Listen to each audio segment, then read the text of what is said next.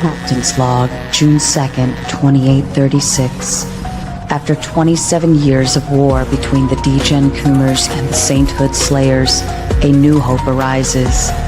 As the battlefield lay weaponized, locked and loaded for destruction, negotiations for a peace treaty are in transition. The moderator has arrived at Station 42. Can this war be ended? Will the Coomers and Slayers find a middle ground? Abort mission. I repeat, abort mission. Negotiation failure. Abort mission.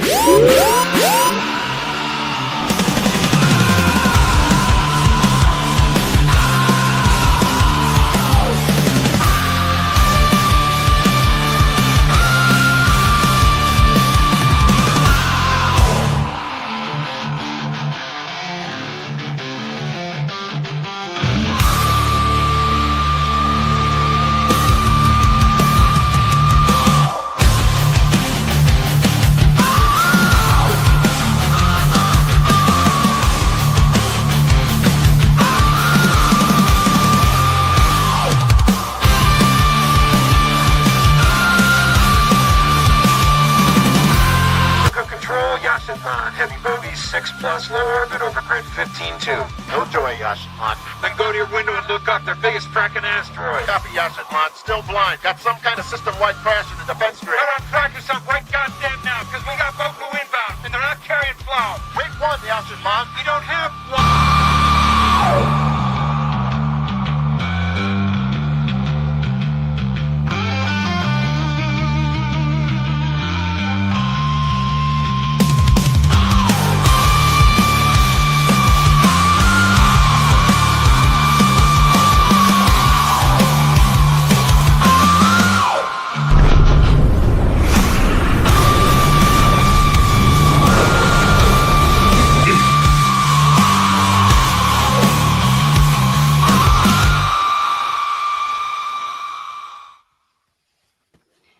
And good. Oh, see, I'm missing one.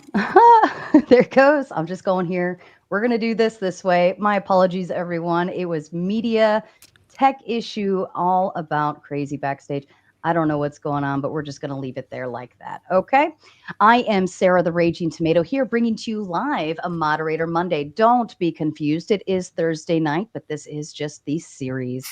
This evening, I have Ken Harbro, Not So Eurudite, made by Jim Bob and Jake from Rattlesnake TV, here bringing to you another debate questioning, is feminism good for society?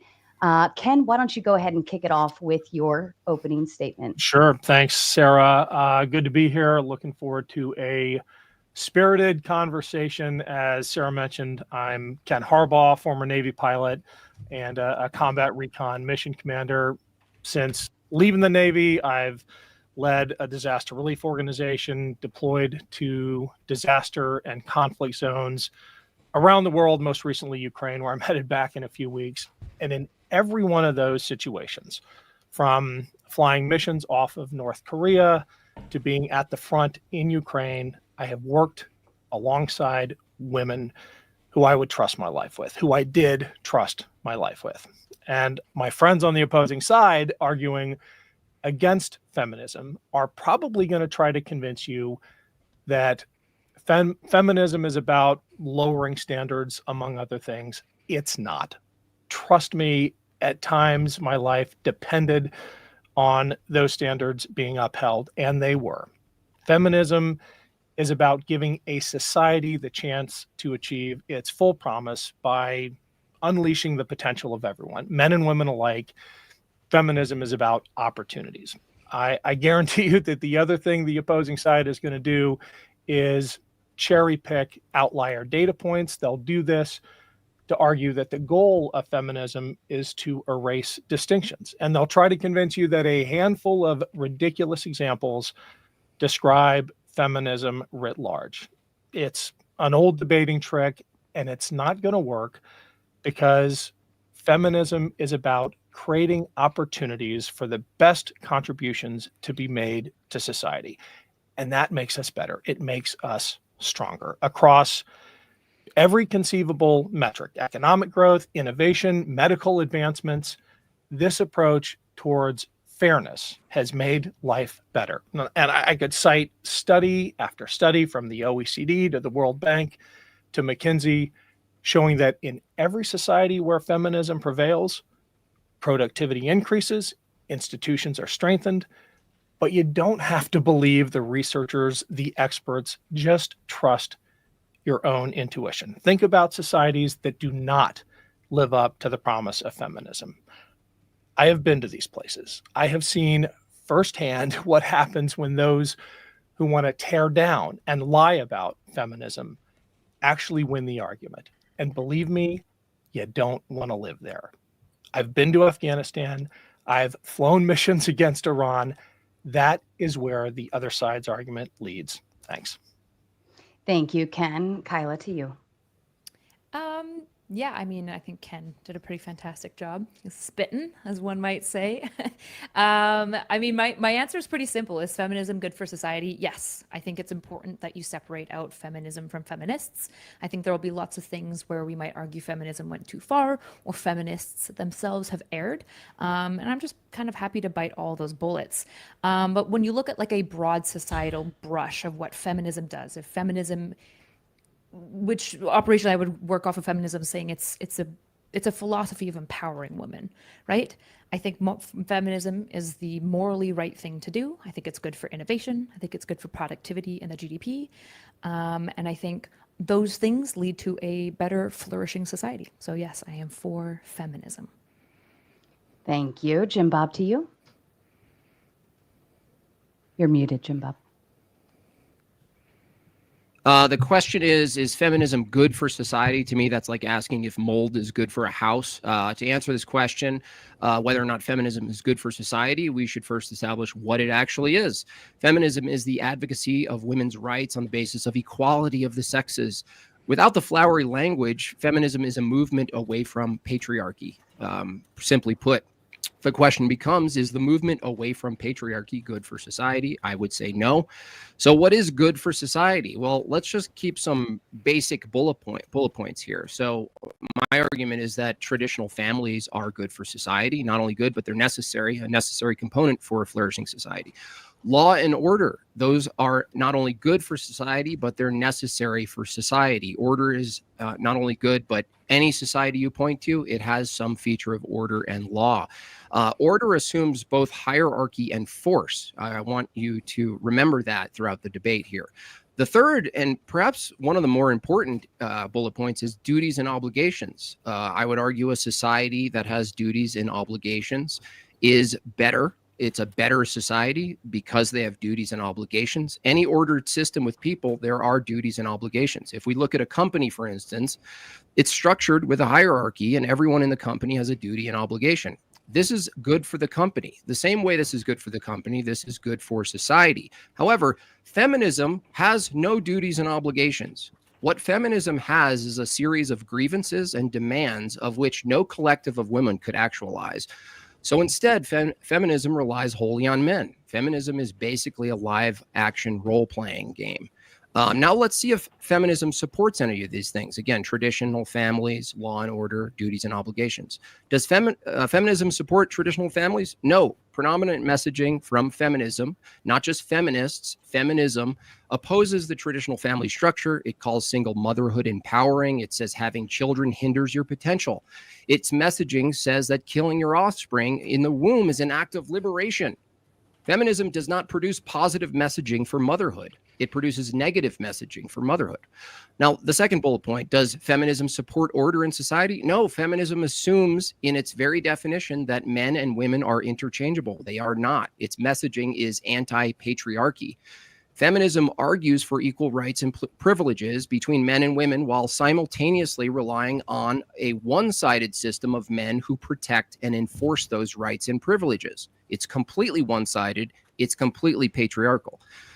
Does feminism support duties and obligations? No, feminism supports the sole pursuit of women's desire. The only obligation under feminism is to undermine patriarchy. But now that men can be women, I'm not sure what goals are left for feminists other than destroying what the remnant what's remnant of traditional Western societies and their values. Under the feminist framework, there are no duties assigned to women which produce a good for society. They're just privileges and things they like. There's no feminism that can build a good society. It requires men. It requires patriarchy. Patriarchy is in opposition to feminism. So the task tonight for our opponents is to tell us how feminism is good for society. My prediction is that anything they point to as a good will ultimately be reliant on men. I'm going to leave you with a simple syllogism here. Premise 1, a good society requires law and order. Premise 2, law and order requires the force of men. Premise 3, a society that requires the force of men is actually a patriarchy. Conclusion, a patriarchy is good for society. Now, notice if I swap out feminism, patriarchy for feminism, watch what happens. A good society doesn't require feminism at all. Feminism does require the force of men.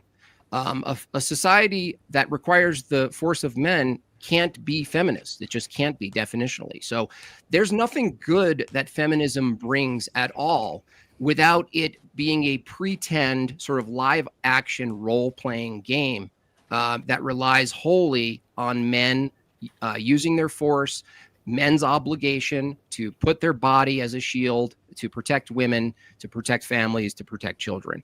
Women offer nothing in return. The obligations are all there for men. There's zero obligations for women. Thank you, Jim Bob. Jake, to you. Yes, thank you very much for having me, Sarah. Thank you to the opponents for coming out today as well, and Jim Bob too. So feminism, I'm going to go with the same definition as Jim Bob, and I think that it has destroyed the relationship between the sexes. It's a raw deal for men, and it's also a raw deal for women. And what's more problematic is that feminism is explicitly designed to destroy the family unit, which is the bedrock of a healthy civilization. And this is echoed throughout feminist literature. You look at people like Simone de Beauvoir, who say that the family is the most important social institution in maintaining the oppression of women. Shulamith Firestone from The Dialectic of Sex said the family is the first system of oppression. It is also the most pervasive, and there are many more. We can go through them a bit more if we have a little bit of time later. So the family is the bedrock of civilization, and the feminists are crusaders for destroying and subverting this institution with their seething resentment. And when you destroy the family and women leave the home to write emails, you inevitably end up having to give your children off to the state. And this is not a new idea. This has been echoed throughout history. Even Plato, in his Republic, said that children are to be common and no parent is to know his own child or any child his parent. Engels, who wrote the Communist Manifesto, echoed something similar. Even John Stuart Mill and Antonio Gramsci, very famous communist there, echoing similar sentiments. So how does this directly relate to feminism, you might ask? Well, feminists ask for and have largely attained equal participation in the workforce, separating them from family duties and handing the children off to the state for public education. This is absolutely pervasive throughout the West at the moment, and the family structures have suffered for it. Divorce rates are much higher. Children are being handed off to the state. We have a much more impersonal relationship with our family these days. And once again, key feminist figures like Simone de Beauvoir argue that to achieve true gender equality, society must support shared responsibilities for child rearing, including state-sponsored childcare and education systems that free women from the pressure of full-time domestic work. So, last thing I would say here is that, and I think we can just pretty much cover all this in the open dialogue, but feminism is not only a horrible deal for men, it is also just a terrible deal for women. And the best thing that women can do is to completely and utterly reject feminism. Because if you want to follow the feminist messaging and propaganda, they will tell you that the sexes should be equal. This is a pipe dream. This is never going to happen. It's completely impossible. They're never going to be able to be equal to men in the things that they strive for. So therefore, it can never happen. And we can go through force doctrine and how that's actually a logical impossibility. So they'll never be equal to men. It's a bad deal. And feminism is an ideology that would be best left in the dust of history. So happy to get into it. Perfect. Thank you so much, everyone. I appreciate it. As a kind reminder, everybody here is dual streaming. So if you feel free to run over to their channels, like, subscribe, share, do your job as the viewer. And again, we will always be doing open panel dumpster fire. We will have the debate, read and respond to super chats after closing statements. Then we will open up the floor to the public. Outside of that, folks, the floor is open to you. I guess maybe what I would start with is the definition you guys gave of patriarchy was very kind of goes against any traditional definition that I've experienced, right? Which typically I think like Wikipedia and stuff would call it like some sort of hierarchical system where positions of authority are held by men.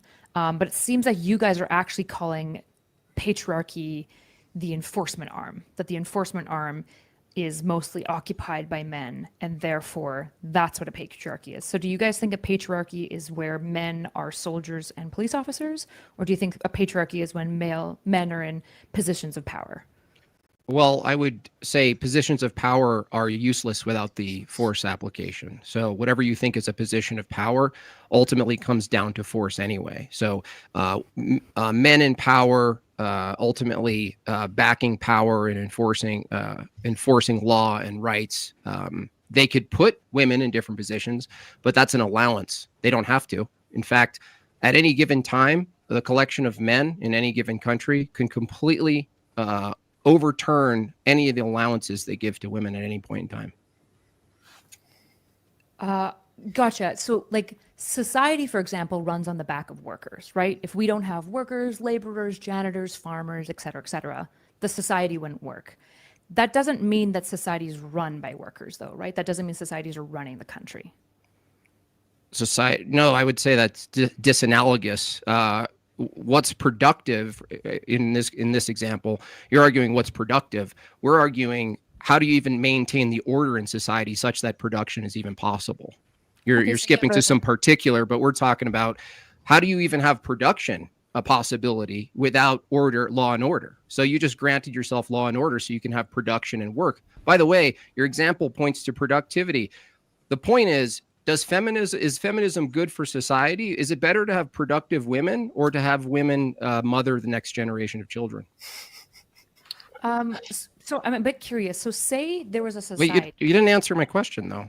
You said you're curious, but I asked you a direct question because this is a cross-examination. So is it better for women collectively, for the most part, to be rearing and having children for the next generation of the society that you want to flourish? Or should they go to the workforce and be awesome? I don't see these things as mutually exclusive. Yeah. So you're not going to answer the question, which is better? My answer is these things are not mutually Which is better for society? You're begging the question with the question. They're not mutually exclusive concepts. Okay, so if you were to choose to have a bunch of women, right, and you either choose for the society on net balance that they should have children for the next generation and mother those good people, or join Nike and get a lanyard in an office, what do you think is better for society? Well, I mean, hypothetical. Sure, we can go into your hypothetical and I'll just engage with it. Except you won't. Well, I will. Obviously, you need to have children for society to even continue. The problem is that the hypothetical is disanalogous to anything that we're talking about, right? Because the problem is that in a society with freedoms and rights, things don't exist in these mutually exclusive vacuums. And so in no world are people having to choose between one or the other. No, that's actually not true. We're under replacement right now. So we're actually in a predicament right now where we have to decide whether or not we're going to use massive amounts of social pressure and propaganda to get women away from your ideal of feminism and back into the home rearing children and having children and families. Why? Because we're not going to have enough people for the next generation. So what's important right now? You feeling good and going on a Eat, Pray, Love tour and blogging about it, or the next generation of women, women and children? Which is more important? Part of the issue, so if I could just break this down, part of the issue with your argumentation is you're making a bit of a syllogism, right? So you're saying that society doesn't work without soldiers, soldiers are men, therefore men run society. Am I understanding you correctly? Well, that was one aspect. The force doctrine is not something you're going to get away from. I'm happy to shift over to the force doctrine, but what I just pointed to is what's the obligation for feminists to make society good if you have no obligation to reproduce? I don't really understand your question. Why are you acting confused? You argue that feminism is good for society, right? I just asked you, what obligation does feminism have to reproduce for women? Because women obviously want a flourishing society as well. No, I didn't ask what you want. I said, do you have an obligation to? I guess I'm not understanding your question. Do you have an obligation, not so erudite, to reproduce? No, nobody does. You don't. Does any feminist that you know have the obligation to reproduce? I don't think any human being has an Okay. obligation to Do men collectively have the obligation to uphold and enforce the law with their bodies? No, they do not have an obligation They to do don't. that. They don't have an obligation. So if men don't have an obligation to do anything and women don't have an obligation to do anything, how the fuck are you going to argue feminism from your worldview is good for anything? I'm not gonna lie, I don't even know if you know what this means. Like, I don't even That's know. not if an you know what argument. I'm talking about. No, stop gaslighting me. I just asked you a direct question. Okay? Okay. I just asked you a direct question. If men from your worldview have no obligation and women have no obligation, can you tell me how anything from your worldview is good for society with no obligations? So social contracts establish obligations. The issue is that, like, your gender, for example, isn't the thing that establishes the obligation necessarily. It's the social contract. So if you're in the military, you have an obligation, right? So if you join the military, which you do freely of will, you have an obligation to serve and protect, to listen to your sergeants, to do all the things that you're contracted to do as you join the military contract, right? Those are obligations that you have. When you are born, you have some level of contract that you necessarily establish with your sovereign state. So if you're a citizen of America, you have certain obligations to uphold, for example, by and large, trying to follow the rules of the founding documents. You're supposed to, by and mean large, law? vote. Yeah. Law. Yeah, but you just contradicted yourself. If by being a part of the society, you have an obligation to follow the law, and you don't have an obligation to actually enforce the law from your view, you just said men don't have an obligation to enforce the law.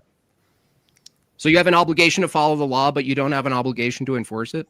No, nobody has an obligation. Men don't have to be police officers. So then why do I have an obligation from your view to follow the law? Because you're in a social contract with your society, right? So you don't have by to- being bored? Yeah, by being born and getting a U.S. passport and birth certificate.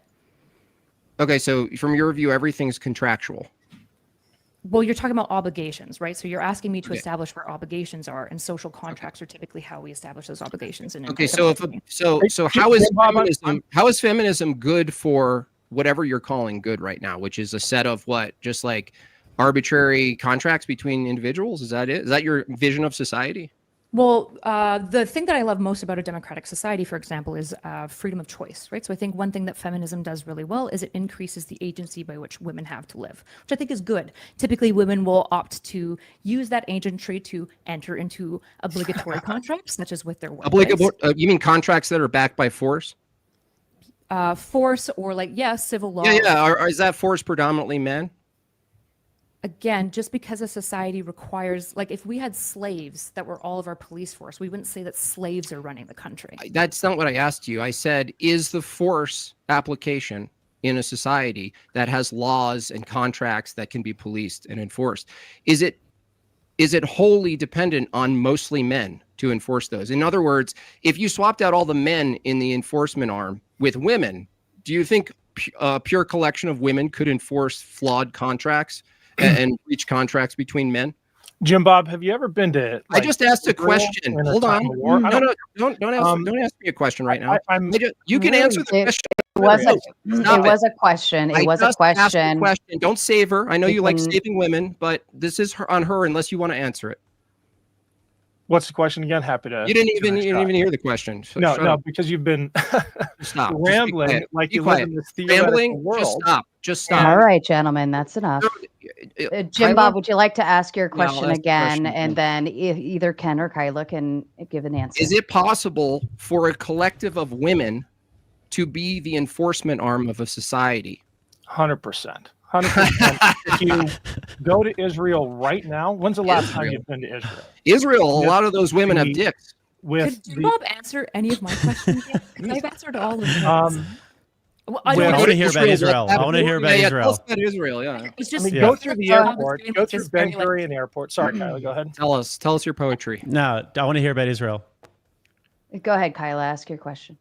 Well, it's just, I've asked a number of questions, and I guess, at like a meta level, I'm not really sure how to engage with you, Jim Bob, because the last time you asked me about the enforcement arm, I answered your question, and you told me to stop talking about it because you didn't like my answer. So you can't like Mont and Bailey this back and forth. Every time that you don't know how to continue your own interrogation, it doesn't mean that I'm not the meta. No one cares about your Yelp review, okay, lady? Look, I asked you a question about something specific, and you moved over to enforcement. I said I'm happy to talk about enforcement, but I wasn't talking about that. I was talking about obligations under feminism. You, hold on, you went blank when I asked you, is there any obligations at all under feminism? Because that's a worldview, right? That's a worldview you're defending. There's no obligations. So feminism isn't a hierarchical structure. This is the problem. You're conflating. So what you're doing is you're doing the sleight of hand where you're saying things You're like, back to meta. You have no arguments, just meta commentary. The problem is that it's impossible to engage with you without addressing any of the meta, because you're constantly doing a sleight of hand where you shift from talking about hierarchical obligations. So feminism. So let's take one statement. Let her finish. Let her finish, please. Let her finish. Feminism has no hierarchy. Do I get to finish, or do I? So Sure, keep no, talking. feminism is not an erection. So for example, if you said matriarchies, we could talk about a matriarchy hierarchy, right? However, the issue is that what you're doing is you're talking about obligations and hierarchical systems, and then you're swapping that really quickly to say, see, feminism isn't establishing. What obligations does it have? It's not a hierarchy. Feminism isn't a philosophical or political structure What is of it then? hierarchy. It's about the empowerment of women. It's about What does that mean? What does that mean, empowerment? Well, if I think you're Christian, right? Yeah. So What does that mean, empowerment? What does it mean when God empowers you as a Christian? We're not talking about a Christian view. We're asking about your view. Answer my question. No, I just asked you, what does empowerment mean under feminism? Christian view isn't feminist. A Christian, dude, you're unbelievable amount of dodging here. Hold on. I just asked you. Can you clarify? You're like, what do you think it means? What are you talking about? I just asked you, under your view, under feminism, what is empowerment? You're like, Jim Bob, are you Christian? No, that's not what we're talking about. What does empowerment mean? I just follow me for a second. It's okay. We're all safe here. Okay. Safe? Do you believe? You asked me about empowerment. I need Jim Bob. We're safe here? I need you to stop interrupting and control your emotions for just like 1 second. So you asked me about empowerment, and for looking for common ground, I said, well, you're a Christian. So what does it mean when God empowers you? That's what I'm asking you. Because I think we'll have a similar answer. I don't share that platitude, okay? That's not my theology. I don't go, God empowers me, okay? That's not even in my paradigm right now. So you're just assuming your own platitudes and bumper stickers apply to me, and it's a way for you to dodge the question. You said you want women empowered. I said, give me an example under feminism of women being empowered. Is offing your offspring empowering under feminism? So you don't believe that God? You're not going to answer a single question. I've answered multiple total dodge. Would Jake and Ken like to kind of maybe chime in here? Let's pretend I'm a Satanist and I don't care about any empowerment for a second. Okay. Let's pretend it doesn't exist. I thought we had a common ground. No, we don't. We don't have a common ground. You're not a Christian. All right. Jake. Yeah, I'm happy to and jump Ken, in. I would like to know, Ken, how exactly so you think you're trying to tell me that if they took all of the men away and they took all of the men out of the IDF, then all of the women would be able to fight Hamas and Iran just fine? No, the question was about an enforcement mechanism. And if you look at the police force in Israel right now, if you go through Ben Gurion Airport, it is 90% female, and they do a hell of a job. You do not want to take because they're patting people. Just how theoretical your arguments are, your worldview theoretical. is. Jake, just pointed to an airport. Please let him finish. You're referring to a philosopher who was born 120 years ago as your basis for explaining feminism. That's just not the world we live in today. That's when feminism began. The reality is, when you look at women's role in the military, for example, on the front lines, and my guess is y'all haven't been within 20 clicks of an actual trench or an actual fight. I've actually been in an argument. And wow, I've put my life in the hands of women who have saved it on more than one occasion. I would do it again. And there are plenty of examples throughout history, in society even today. Go back to, Boudicca taking on the Romans and beating them in Great Britain, up to the with women an army of men. and up to the women in Israel today who, yeah, I would put the lionesses against Hamas any day. I've seen that up close in Ukraine. The most feared units in some of those areas at the front are female units. And look, I think that you're great at the theory. You're great at bringing up the philosophers who are 120 years old, but in terms of real experience, go live a little. Go talk to an actual woman. How is this an argument? This is not an argument, dude. This is just somehow, emotional. What is this, part of your journal? This idea that women are somehow unable to do both. Look, I've got 3 kids, right? And I'm a feminist, married to a feminist. If your sole objective of like the woman's role in society is procreating, we're managing to do both. So I'm bringing in actual experience on top of your theory to prove the point. Whose word wins about in the real world? Whose word wins in the house with you? Allow me to make a clarification here. Anecdotal usually doesn't work very well in terms of a debate, Ken. So I have an appreciation for experience and anecdotal, stories and so on and so forth. But as far as like making an argument goes, it doesn't really get anywhere in terms of a debate is formed. Let's take you back to the topic. Feminism is good for society. The question is, does Ken know some tough chicks? Would you agree, Ken, that a good society requires law and order? Absolutely. I've been part of enforcing. Oh, no. We don't need a big story, dude. Stop. Well, Bob, you should be able to control your emotions. No, stop. I'm totally not emotional. This is just assertive. You think assertive is emotional. I'm going to separate the two of you if you don't stop. I'm trying to run a line of argument, and Eurodite's doing the save Ken thing, right? You guys save each other. Okay, you guys can't even follow a basic argument right now. I get it. You're the Angela clone. You took. Okay, let me. I knew the two of you would be definitely at each other's throats. So let me just make some clarifying points here. The interruptions don't help. I know I said this before. If somebody isn't getting there, you got to let them spit it out, and then we can intervene as we need to. But try not to interrupt. We want to be able to make our point.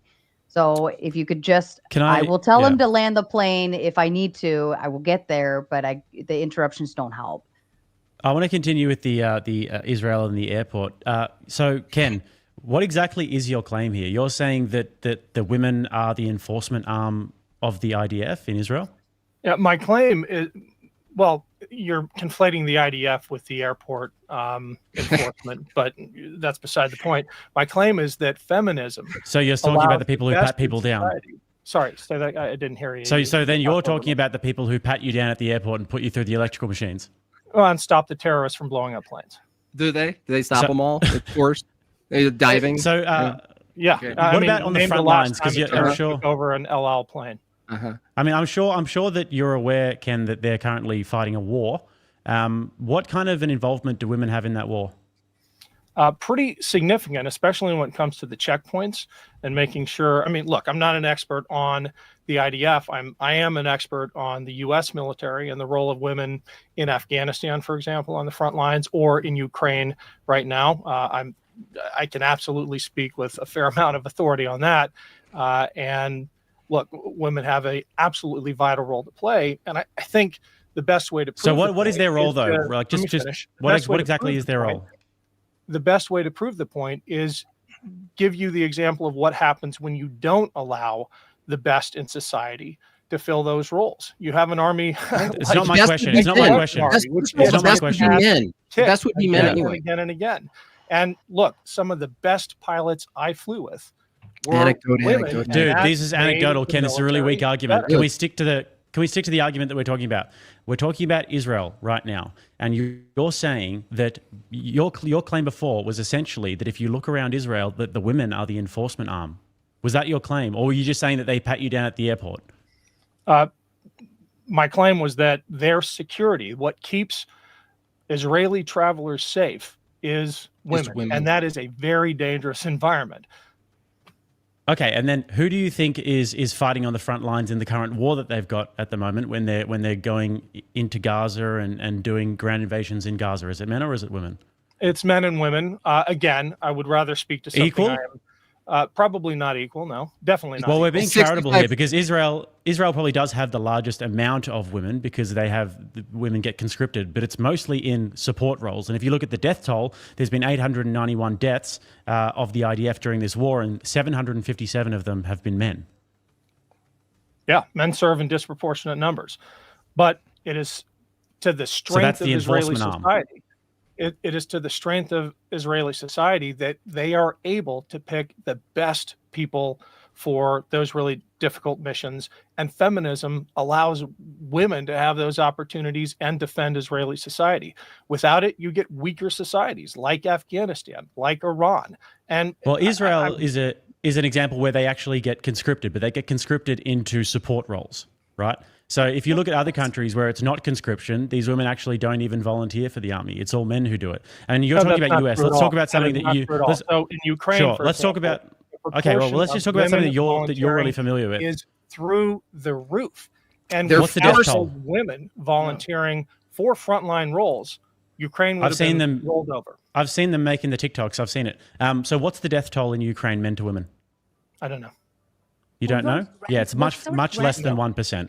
Everyone Much less than here, 1%. I don't think anyone here would say, for example, that men don't disproportionately represent military. Like, nobody's arguing with you on that, Jake. I think the more pertinent question that Ken is posing is, if the best person for every position in the military is a man, why are militaries that are all men dog shit, like North Korea or Hamas? What are you talking How do you about? determine their dog shit? What do you mean? How do you measure Do that? you think that Hamas and North Korea are excellent military systems?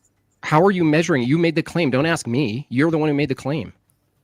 Okay, I think I'll give you. How did you measure? No, wait, hold on. No, don't save her. North Stop it, Korea dude. Is, Stop notably- saving her. It's Okay, okay. Jim Bob, do you think that the North Korean army is super strong and capable and powerful and worth fearing, or do you think the American military is better? I've not gone into gauging that, but you made a statement that you did. So I'm asking you, how did you determine that? Compete with America? You keep asking me a question based on your claim. Is that your tactic? You made a claim. Yeah, it is your tactic to totally avoid. So you made, right? I think it's pretty silly to listen. keep it As the military vet in pretty obvious the that North room, Korea and So you're Hamas- not gonna. Bob, You why just are you make. afraid You to just have the say. You just say shit, and then when you're asked, how do you verify that? You say, well, what do you think? Well, I Right? thought That's we your weren't whole talking thing. about the meta anymore, Jim Bob. Nice work. Let's get back to the topic. How is feminism? Name one way. One way in America. How is feminism good for society? That's the topic. great. I'll give you a way. It allows the best people to be able to, in some cases they're women, to be able to contribute that talent to society. And I think the military, which is my source of experience, is a phenomenal example of that. America has the best military in the world. I defy you to name another military, save perhaps Ukraine, that can. Do we have the best Navy SEALs, you think? And it's because we allow the best people That's great. to fill those roles, and sometimes they happen to be women.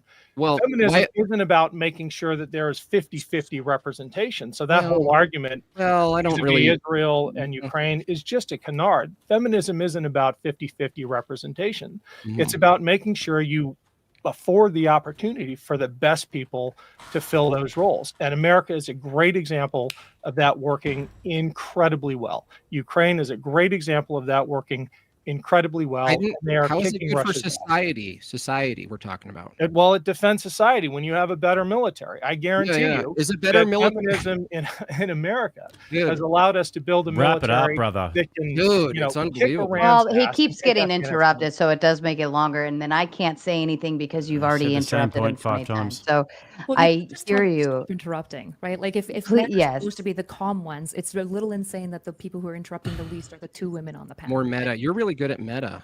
Okay. All right. You're Settle down. You're afraid of it, Jim Bob. Pretty much all you do. I cannot, answer Jim Bob, I cannot ask him to land his plane because you have interrupted him 5 times. If you let me see my way in, I can, but you keep interrupting, so I have to let him continue. Ken, if you could land the plane, that would be great. Thank you. Societies that embrace feminism, which allows the best people in those societies to achieve those, to fill those roles, are better than societies that don't. and the proof is in how you match up these militaries. The ones that have a feminist basis crush the ones that don't every time. Wait, what? You're saying that what feminism is good for societies because the military with more women crush the all men militaries? Is that what you're saying? The militaries that provide fair opportunities for people to fill those roles based on merit and talent are better militaries. Okay, so you're just pointing to the fairness aspect, not the performance aspect. Well, fairness leads to the standards are kept, and They are. the opportunity is afforded to men and women alike. And if you achieve the standard, you get the best people out of society that way. Okay, so if I'm in a trench with a choice of 3 men or 3 women, you're saying I could choose either? I think a cockpit is probably a better analogy, but sure, if they meet the standard. No, it's not a you better want the analogy best because people. you have to be able to carry people out of war zones. You have to be able to do all sorts of physical labor inside of a war zone. We're not talking about flying a cockpit or flying a drone from Burbank, California. Sure we are. Right? That's modern warfare. That's What? No. absolutely how wars are fought these days. And maybe if you listen a little more, you'd learn that. But when you afford Our women argument the is that opportunity because to apply for those roles, you get the best people, and that makes society stronger. How does it make society stronger? Because Well, I think you have to defend a society in order to strengthen it. Wait, what? But no, that doesn't tell me how it makes society stronger. What is Sure. a strong A society? A good military strengthens society because it protects society. Well, no, you can have a strong military to protect a really shitty, broken society. That doesn't even follow. Sure, but you can't have a society that is strong that cannot defend itself. Right. And that goes to our point. You can't defend yourself without wholly dependent on men. In other words, if you swapped all the men in the IDF, there's 65% men in the IDF and the rest is women and probably some ambiguity in between. So if you wouldn't swap them with women and say, oh, it's no problem, right? Yeah, well, I think you're misunderstanding the argument that feminism makes. You're assuming it's arguing for a full replacement of men, or even I didn't say like that. parity, Dude. 50-50 Stop. men and women. I didn't say what that. it argues I said is that stop. women oh my are. gosh, dude, this filibustering is insane. You The just go on this. interruptions are insane. No, dude, Do I get to make my point, or are you going to interrupt every single time? No, you're and talking. try to make my point. Okay. Dude, All you're right. talking like all right, 700 all words right. per my 30. That wasn't, you just straw man what I said. Okay? Offer the clarification, Jim Bob. I just basically said this, right? Isn't it the case that you couldn't? I didn't say you would or you should. I'm not saying you're thinking you should. I'm saying could you swap out all of the males from your view, all of the males in the army with women, and it would be equal? Of course not, but that's not the argument Why not? feminism is making. Well, I didn't say you're making any arguments. You guys actually don't have any arguments. Well, of course we have arguments. The problem is that you won't answer questions. You won't follow a line of dialogue. So, like, nobody And you has won't ever even said all women militaries The will be the best situation. More dodging. It's not More what feminism dodging. is saying. There's no dodging that's happened. Jim, Yeah. the only person who's refused to answer questions. We're is getting to the yourself, right? Yeah, right. You Yeah, haven't right. even, for example, established how feminism. Lady, I have the is a clips of you hierarchy. dodging questions. Okay, so How look. is How what is is it relevant? empowerment? You How can't is it answer relevant? that question. How is it relevant? This is All why of it's it is relevant. relevant. Right. All This is of it can be relevant. I'm telling you how it's relevant. Society requires law and order. A good society requires law and order. You guys agree? Law and order relies on predominantly men. Okay. Women can't collectively defend their own rights, correct? So who are you? Can women collectively defend their own rights? Yes or no? I've No, seen plenty nobody's of examples of advocating that, for an sure. only What? women military. What? Excuse me? You're both talking. One of you at a time. No one is advocating for a women only. That didn't answer my question. Let's go to Ken, since you don't want to answer questions. I'm sure there are Ken, plenty of examples of women. Let's give me advocating one for their own example of a collective of women who either took rights from people or defended their own rights. I don't know. The suffragette movement was pretty effective at, Great. Yeah, let's get into at this. gaining their own at gaining Oh, their rights. Really? Oh, really? Did they use force to do that, or did it require men to do that? They actually honestly used not force an expert on the suffragette No, movement. no, it required men. And here's the other thing about the suffragettes, Ken. All of the women, the majority of the women, were actually against the suffragette movement. In fact, the suffragette movement actually thwarted the showing up of the women to vote against being able to get the vote. They actually shut them down. So not only are you ignorant to the suffragette movement, that it was primarily anti women voting, was against the movement. And in the end, guess what, Ken? Any policy you think is progress, you and Erudite think is progress, anything you find is progressive and feminist friendly relies wholly on a disparity between the obligations of men and women. What we're pointing to is you haven't presented one good thing for society from a feminist view. That's because you haven't listened to a word we've said. You said the military. No, I debunked you. Point. Wait, hold on. We've said we've established multiple things, right? Yeah, give me one, started this Erudite. out. Yeah, I gave you one immediately, which I said What? the innovation scale. It increases the innovation scale by 50%, which is good for GDP. The Yeah, innovation but this is just a scale? graph go up. This is just a graph go up argument, Erudite. And if you don't actually have a labor force, if you have a declining birth rate, then you actually can't develop a labor force, and you've got to bring it all in from the third world. So I'm super curious, Jake. Do you think that America would be nearly as dominant if it didn't allow women into its workforce? do you think it would be nearly as dominant? Yeah, I think it would. I think it was just as dominant If it was before. only men and every other country allowed women in, but we didn't, that we would be the dominant hegemonic global force? Oh, there would probably be some sort of a social restructuring. It couldn't just happen overnight. I mean, women are so deeply embedded into the labor force right now and into the workforce that it wouldn't be able to happen overnight. So let's say we can go back in time in the 60s, right? When women are first starting to enter the workforce, 40s to 60s. Do you think that China would have been able to outcompeted us when it allowed women in if we refused to? What do you mean? Do you think that the GDP of America would have rose as aggressively and competitively without 50% of a labor infusion if every other country was infusing that labor into its workforce? Maybe. I'm not too sure. You really think that if we how would just you know didn't that? allow 50% of our workforce, that we would somehow America would be the global hegemon? Asking him a question we don't and really know being that. incredulous about the question isn't an argument. You're just basically arguing from What? You're right, incredulity. Jim Bob. I don't need to make an No, argument. you're for just science. arguing. You make All you them do is I this is what think, you do. Jim You Bob, don't really I think you don't really think that, right? That's not an argument, okay? Are you it's making just an a affirmative style. claim? Hold on, Jim Bob. I think it's just a style of speaking, the way she's asking questions. It would be it's the same way you're asking questions. She's just formulating them differently. That's all. That's Yeah, all. I'd like to hear the argument, though. What do you think? Do you think that it wouldn't have?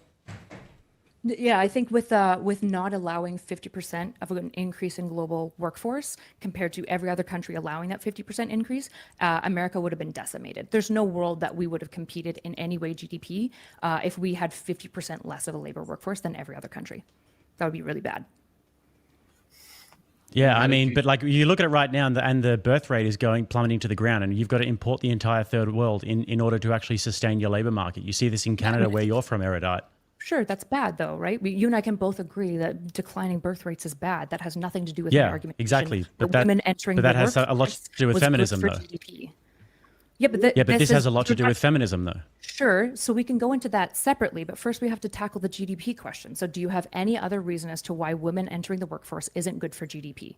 Or do you agree with me? yes. What happened? What happened? Hold The on, debt, Jamal, let the Jake debt answer. for women went up, right, dude? no. Look, no, this is a debate, okay? So not so erudite. When you shove all the women under the guise of liberation from the home into the workforce, what does it do? It saturates the work market. It actually shows a trend of the amount of pay that everyone gets and goes down because you're just throwing the women out of the home, right? Their obligations is no longer to raise children, have children, make good humans for the next generation. It's to go chase shit. And what happens is you just load all the people in, right? And then what do we have now? We have a saturated market that you call a really great workforce, right? No, it's not. I think the American GDP workforce is incredible. Who cares what you think? It doesn't matter because if you Every saturate, single respected economist, every single geopolitical leader, every single person in the entire world would agree that the American and they're all in debt, GDP right? It's is great, and they're all in incredible. debt, Okay, right? And everyone's in you don't debt. like America? I think America's So are you in incredible. I debt? think its GDP is Are you in impressive. debt? Yes, it's also in debt, and Are it has you in nothing debt? to do with its GDP. Are you in debt? No, I am not in debt. Okay, so when you look at women who go through college and then they're all in debt, and you're like, "This Sorry, is what does this kick have to do ass." with anything? What does this It have has to to do with do what is the topic of the debate there, Well, it Erudite? feels like you're dodging my GDP argumentation to just move Yeah, into because debt you're pointing to one mathematics. thing that you can look at the number and say that good, and we're not talking Well, about you the can't society establish on why net it's balance. not good, right? What can you manipulate the GDP? Can it be other variables? Could you possibly know all the variables that contribute to the GDP? Yeah, there are You other could? factors. You know that, all of them? You know all of them? I don't know all Okay, of them cool. off of the top of my head. Do you know all of them? What is it better for the Bob, do GDP you to know all of the factors I'm that asking you a contribute to question. GDP? No, you're the one making the claim. So Well, you're the I'm one not making these claiming that I claims. know everything This is- about the this is GDP. I'm this is saying that what when happens women with enter this the girl. workforce and you increase the workforce by 50%, it increases your GDP. This is obvious, right? Yeah. Who cares if everyone's in debt and they get paid shit? What's the point? Debt is a tool, right? The issue with like I didn't ask you what you think debt is. I said, what good didn't is say it what I for think debt society? is. I said what debt is. Debt is a tool, right? So while I agree that, for example, the fact that we're paying more interest payments than we are for like buying into our military is really bad, debt in and of itself isn't bad, and GDP isn't really in Has relationship. debt gone up since? Has So debt? there- Yes or no? Yes or no? Has debt gone up for women since they entered the workforce? Yeah, probably. Okay, cool. Is that good? It's neutral. Debt is neutral. Oh, It it's can be neutral. bad, It's it can totally be- neutral being in debt and not being able Debt to is afford typically anything. neutral. Right. So, for Okay, example, cool. maybe I could outline this to you. So, one of the reasons why debt can be really beneficial, for example, is in an era of inflation. So, when inflation happens, every single dollar is worth less, like tomorrow and the next year, which is why if you have $1,000 of debt right now, a year from now, that $1,000 of debt is literally worth less, which is why the richest people on the planet, like Elon Musk and whatnot, constantly work through debt. They consolidate debt, they move it between accounts, but debt is absolutely usually a way good. that you manage money and income. I didn't say Usually debt is good. all good. I said debt can be good. It can be good. Can debt be really bad too, or no? Yeah, of course. You said it's neutral, so now you're in a contradiction. No, I said debt. You said is a neutral. tool. It's You said debt is It can neutral. no, I said it's neutral, which means it can be good and it can be bad. No, that would mean So- it's neither good or bad. Yeah. It's like So, I guess we can get semantics. I'll update my statement. semantics on what the word neutral means. Yeah, Debt we is a should. tool, is what I initially said. The debt as a tool can be used for good things, and it can be used for bad things, and it can be used for neutral things. Okay, so how is it good to advocate for women to, let's say, not stay in the home and have children, and instead acquire debt through some shitty social science and go get a job while they're in debt and they can barely afford to even make it to work, let alone their bills and their car payments? Why is that good? As opposed to our stance is, women shouldn't go out into the workforce. We should prioritize a high level funded campaign to get women to have children and to build the next generations of humans. You're arguing, well, there's no obligation, right?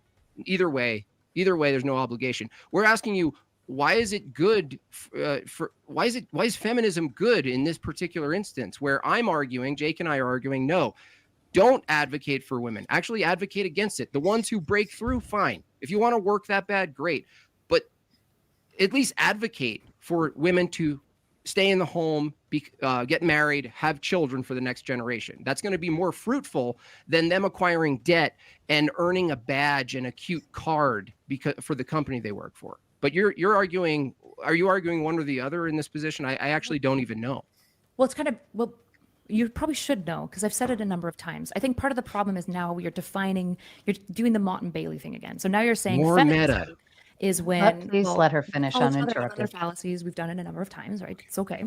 If you define feminism as women have debt and not kids, then that version of whatever you're calling feminism, I would agree, is not good. However, nobody defines feminism that way, right? I offered us a definition of feminism as empowering women, right? And you couldn't I tell me think what empowering feminism- is. Let her finish. Well, you also couldn't tell me what empowering is. It's not, But I I'm not answered- making the I- statement. Pause, breathe, you can do it. I also answered the question and I said Unbelievable. empowerment is giving people choice, which is what Christ does for us. That's when we say that Christ has empowered us. It means that we have free will for salvation. We can choose him or not. Is choose Christ a him. patriarchy? What? Is Christianity a patriarchy? You're referencing Christ probably, right now. Okay, so do you want a Christian nation then? I don't believe that Christianity should be blended with politics. No.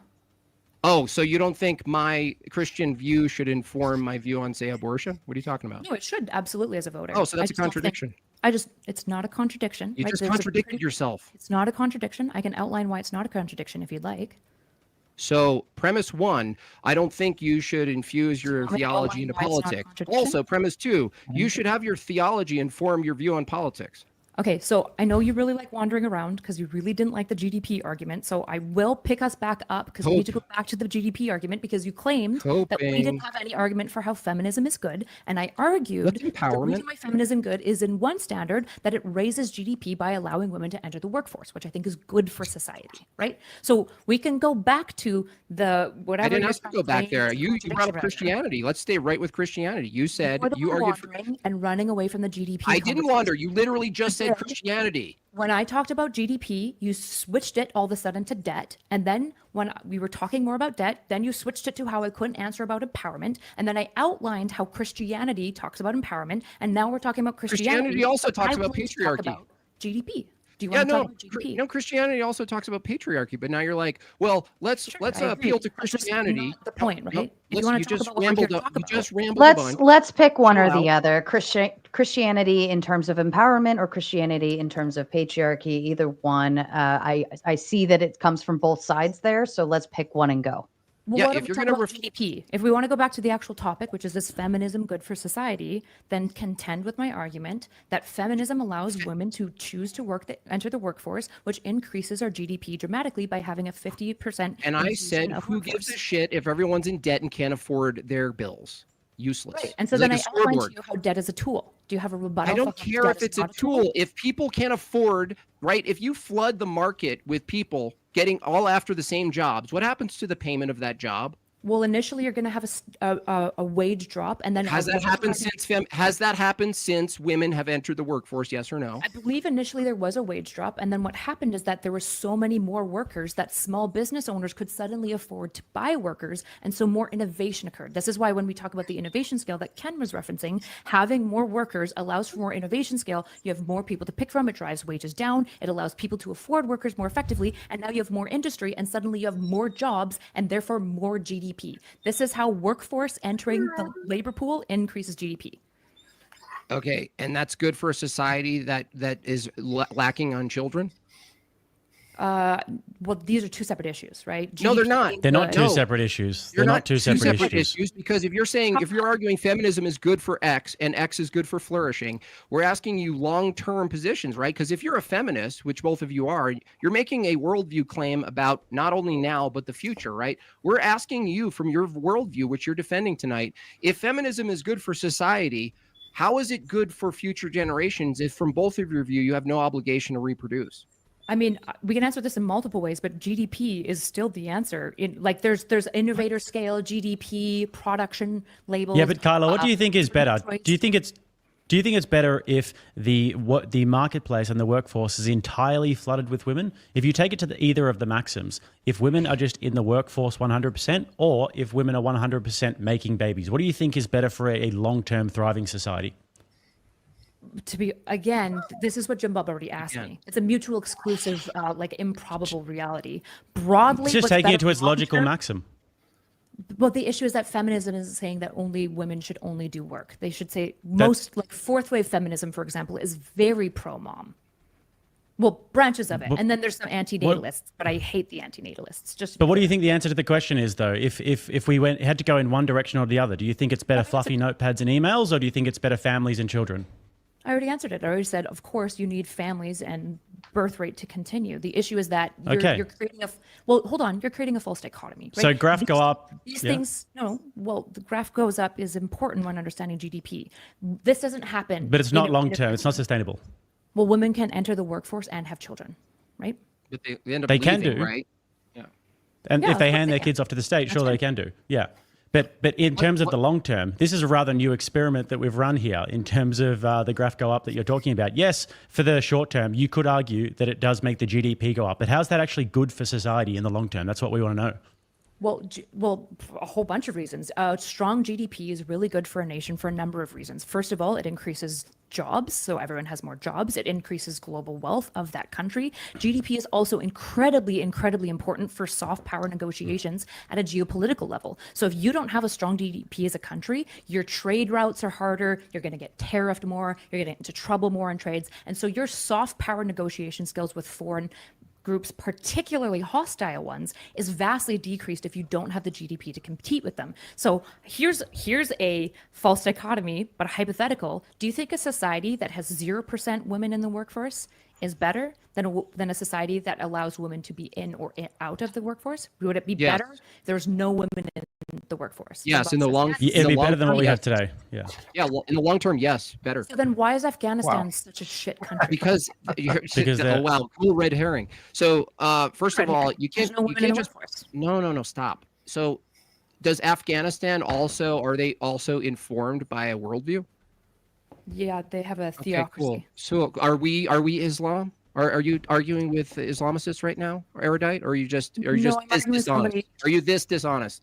This isn't dishonest, Jim Bob. Yes, so it the reason is. why this Yes, it is. analogous- Oh, sweetie, don't give me that fucking phone. Look, you just said, You're oh, okay, what girl. happened to this other country acting like you're basically just argued from this position that look at this other country that has all these other variables and look what turned out for them as if we're holding that position. It's just dishonest. Can you find me any single country that exists right now or historically where women were absolutely not allowed in the workforce? and the Nobody's country is arguing better that and they more shouldn't be competitive as a allowed. result of it? Dude, you're so dishonest. We didn't say they shouldn't be allowed. Okay, another slip from your little fork tongue. We said it's better if they don't. Is that the same as they shouldn't be allowed? Oh, so you Answer would the say that question. it's not. No, answer the you would say question. it's- No. Is it I the didn't say same? Can you answer any questions? Is it the same? answer all of your Yeah, questions, Jim It's Bob. one yes or no question. I is answered me all say- of your is questions, me Jim s- Bob. Oh, it's a yes or no question. Let's see if you can do it. When I say it's better to have women out of the workforce and at the home, is that the same statement as they shouldn't be allowed to work?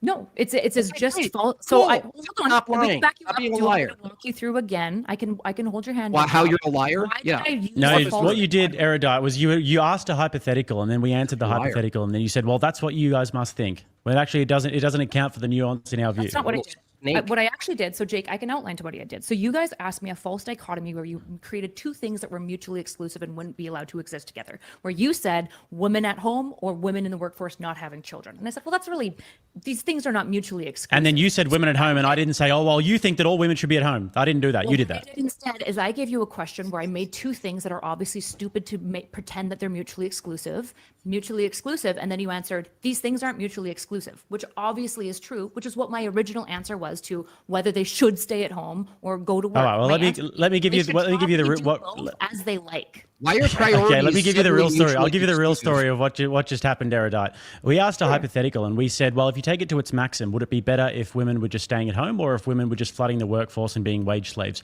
You said staying at home. We said, sure. Then we developed the argument.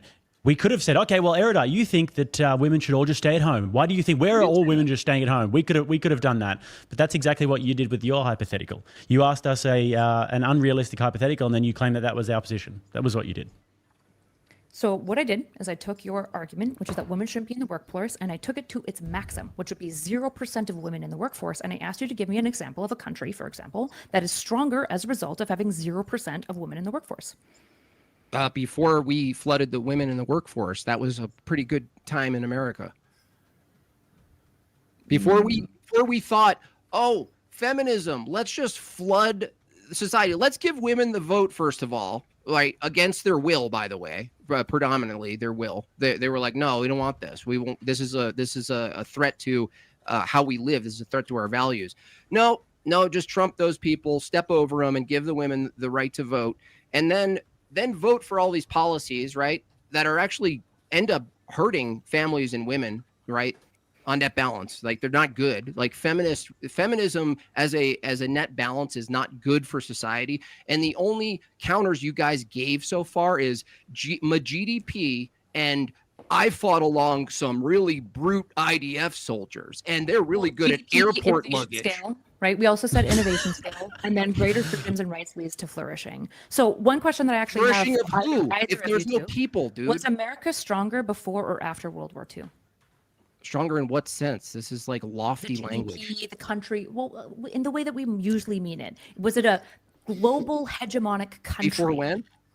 Before and after World War II. Was it stronger before or after World War Well, II? we were strong in the sense that we still made stuff inside the country. That's not an answer to my question, Jim Bob. Yeah, it is. That's an aspect of strength. Another aspect of strength is families were together more. Hold on, let me answer your question. Okay. Keep the slithering tongue in your mouth for a second. So, families were more together. People were married for longer at that time, right? So that the actual foundation of a society is what Jake and I are arguing. You're looking at particular things you like, right? We're looking at the foundation. This is our argument against feminism. You guys don't look at foundations. You just look at the topical things you like as a result, right? All of these preferences, power, right? That's what I'm interested in. What good is a global power for a country whose homes are completely dismantled? Well, for one thing, they can at least rebuild their homes rather than be invaded by. You mean families? You mean homes? You mean families? Sure. Yeah, I use the word you use, but yeah. So is feminism? Do you think feminism is in more support of the traditional family or less in support? I think most feminists would be against right now. There's a lot of antinatalists. I just think that that's bad. I think that's a bad part of feminism, but that's not a part I own. Okay, so you split yourself up in the feminist view and you say there's a feminist who went too far. Here's some feminists that didn't go too far. Just like other denominations, right? We don't all agree with necessarily. I understand, but what we're saying is that feminism, the view itself, is a movement away from a patriarchal system. I would, yes, for the most part. Yep, it's not the worst thing necessarily. I didn't say if it's a worst thing. I said, is it a good thing? It's neutral. It's a neutral thing. What's the topic of the debate? You concede the debate. Good for society. You're concede the debate. Is feminism good for society? I'm neutral. What you're doing again is you're talking about a hierarchical system, and you're conflating that with feminism. Feminism isn't a hierarchical system. You could talk about why it's not good for society. Yeah, that's why it's not good for society. About matriarchies, for example, that by and large they're not a very strong strategic competition. That's why matriarchies dominate. One claim at a time. One claim at a time. You said feminism's not a hierarchical system. Is it better or worse for a society to have a hierarchical system to keep it in order? It's fundamental to a society. You need. It's fundamental to a society for a hierarchy to exist. Feminism doesn't provide a hierarchy. Is it better to choose between the two, of a system that has a hierarchy, being that it's necessary for its foundation, and feminism not having the necessary foundations for a society? I'd love to jump in and don't save her. Stop, Jim Bob. Remember earlier you jumped in for Jake. Hold on. You jumped in for Jake earlier when she asked Jake Now you're question. saving, moderator. You're saving now. This is what happens when you put women in power. This is exactly what happens. Stop it. Everything turns into a fucking daycare center. Well, let me change your diaper, Jim Bob. Stop it. You jumped in on a question she asked Jake earlier, so I think it's fair just got her in a corner and he saved her. And you're like, yeah, let him save her. Come on. That's up to him. That's why you're still of you. You can re-ask me afterwards, okay? But it's fair to let Ken and Jake. I promise you can ask me your false dichotomy afterwards as well. I promise. Go ahead, Ken. Yeah, no. Look, I just want my time to be valuable here. I've been here for an hour and a half, and would love to get a word in edgewise with Jim Bob interrupting constantly. The answer to the question about hierarchy. Sorry, what was that, Jim Bob? I said cry harder. What does that mean? Just keep going with the question, bro. Just make a fucking argument. Jim Bob is treating this like a therapy session. He forgets that we're in a debate, so he's been very so insufferable. This is for your emotions now, Ken. Which is go ahead with your thoughts, Ken. Yeah, feminism does introduce a hierarchy of merit, not of gender or anything else, but feminism allows the best in a society to reach their potential and to fill those roles, whether they're in the military or in research or any of those things, which in a society that embraces feminism, they do better at. And study after study establishes this, whether it's the OECD study in 2015 or the constant reports from the UN on societies that embrace this kind of equality versus those that don't. Feminism is a hierarchy of merit, and that makes society stronger. So you think that men and women are equal then, Ken? No. No? You think that in a military sense that men and women are equal? No. No? So then you're always going to need the enforcement arm of better men? than men in some areas of the military, much better. They're way better at checkpoints in Afghanistan. Like, it is impossible for a male to manage a voting booth that is reserved for women in Afghanistan. You can't provide security for that as a male in Afghanistan. You can as a woman, because so women are better at organizing women at a voting booth in the military. No, they're better given that cultural setting in doing searches for suicide vests. How? Because if a man tries to do it, they'll be shot. What? So in the context of Afghanistan, why would a man be shot for doing that?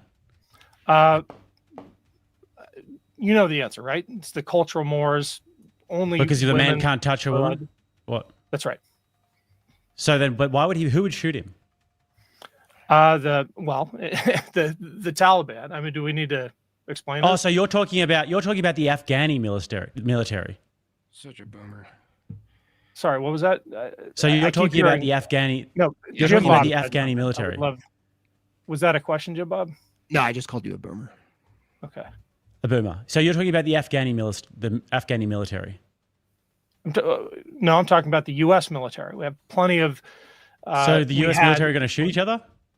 No. Not the Afghan military. The insurgents in Afghanistan would shoot the U.S. But I can give you other examples of what kind of an incompetent military would allow them their soldiers to get shot in that situation.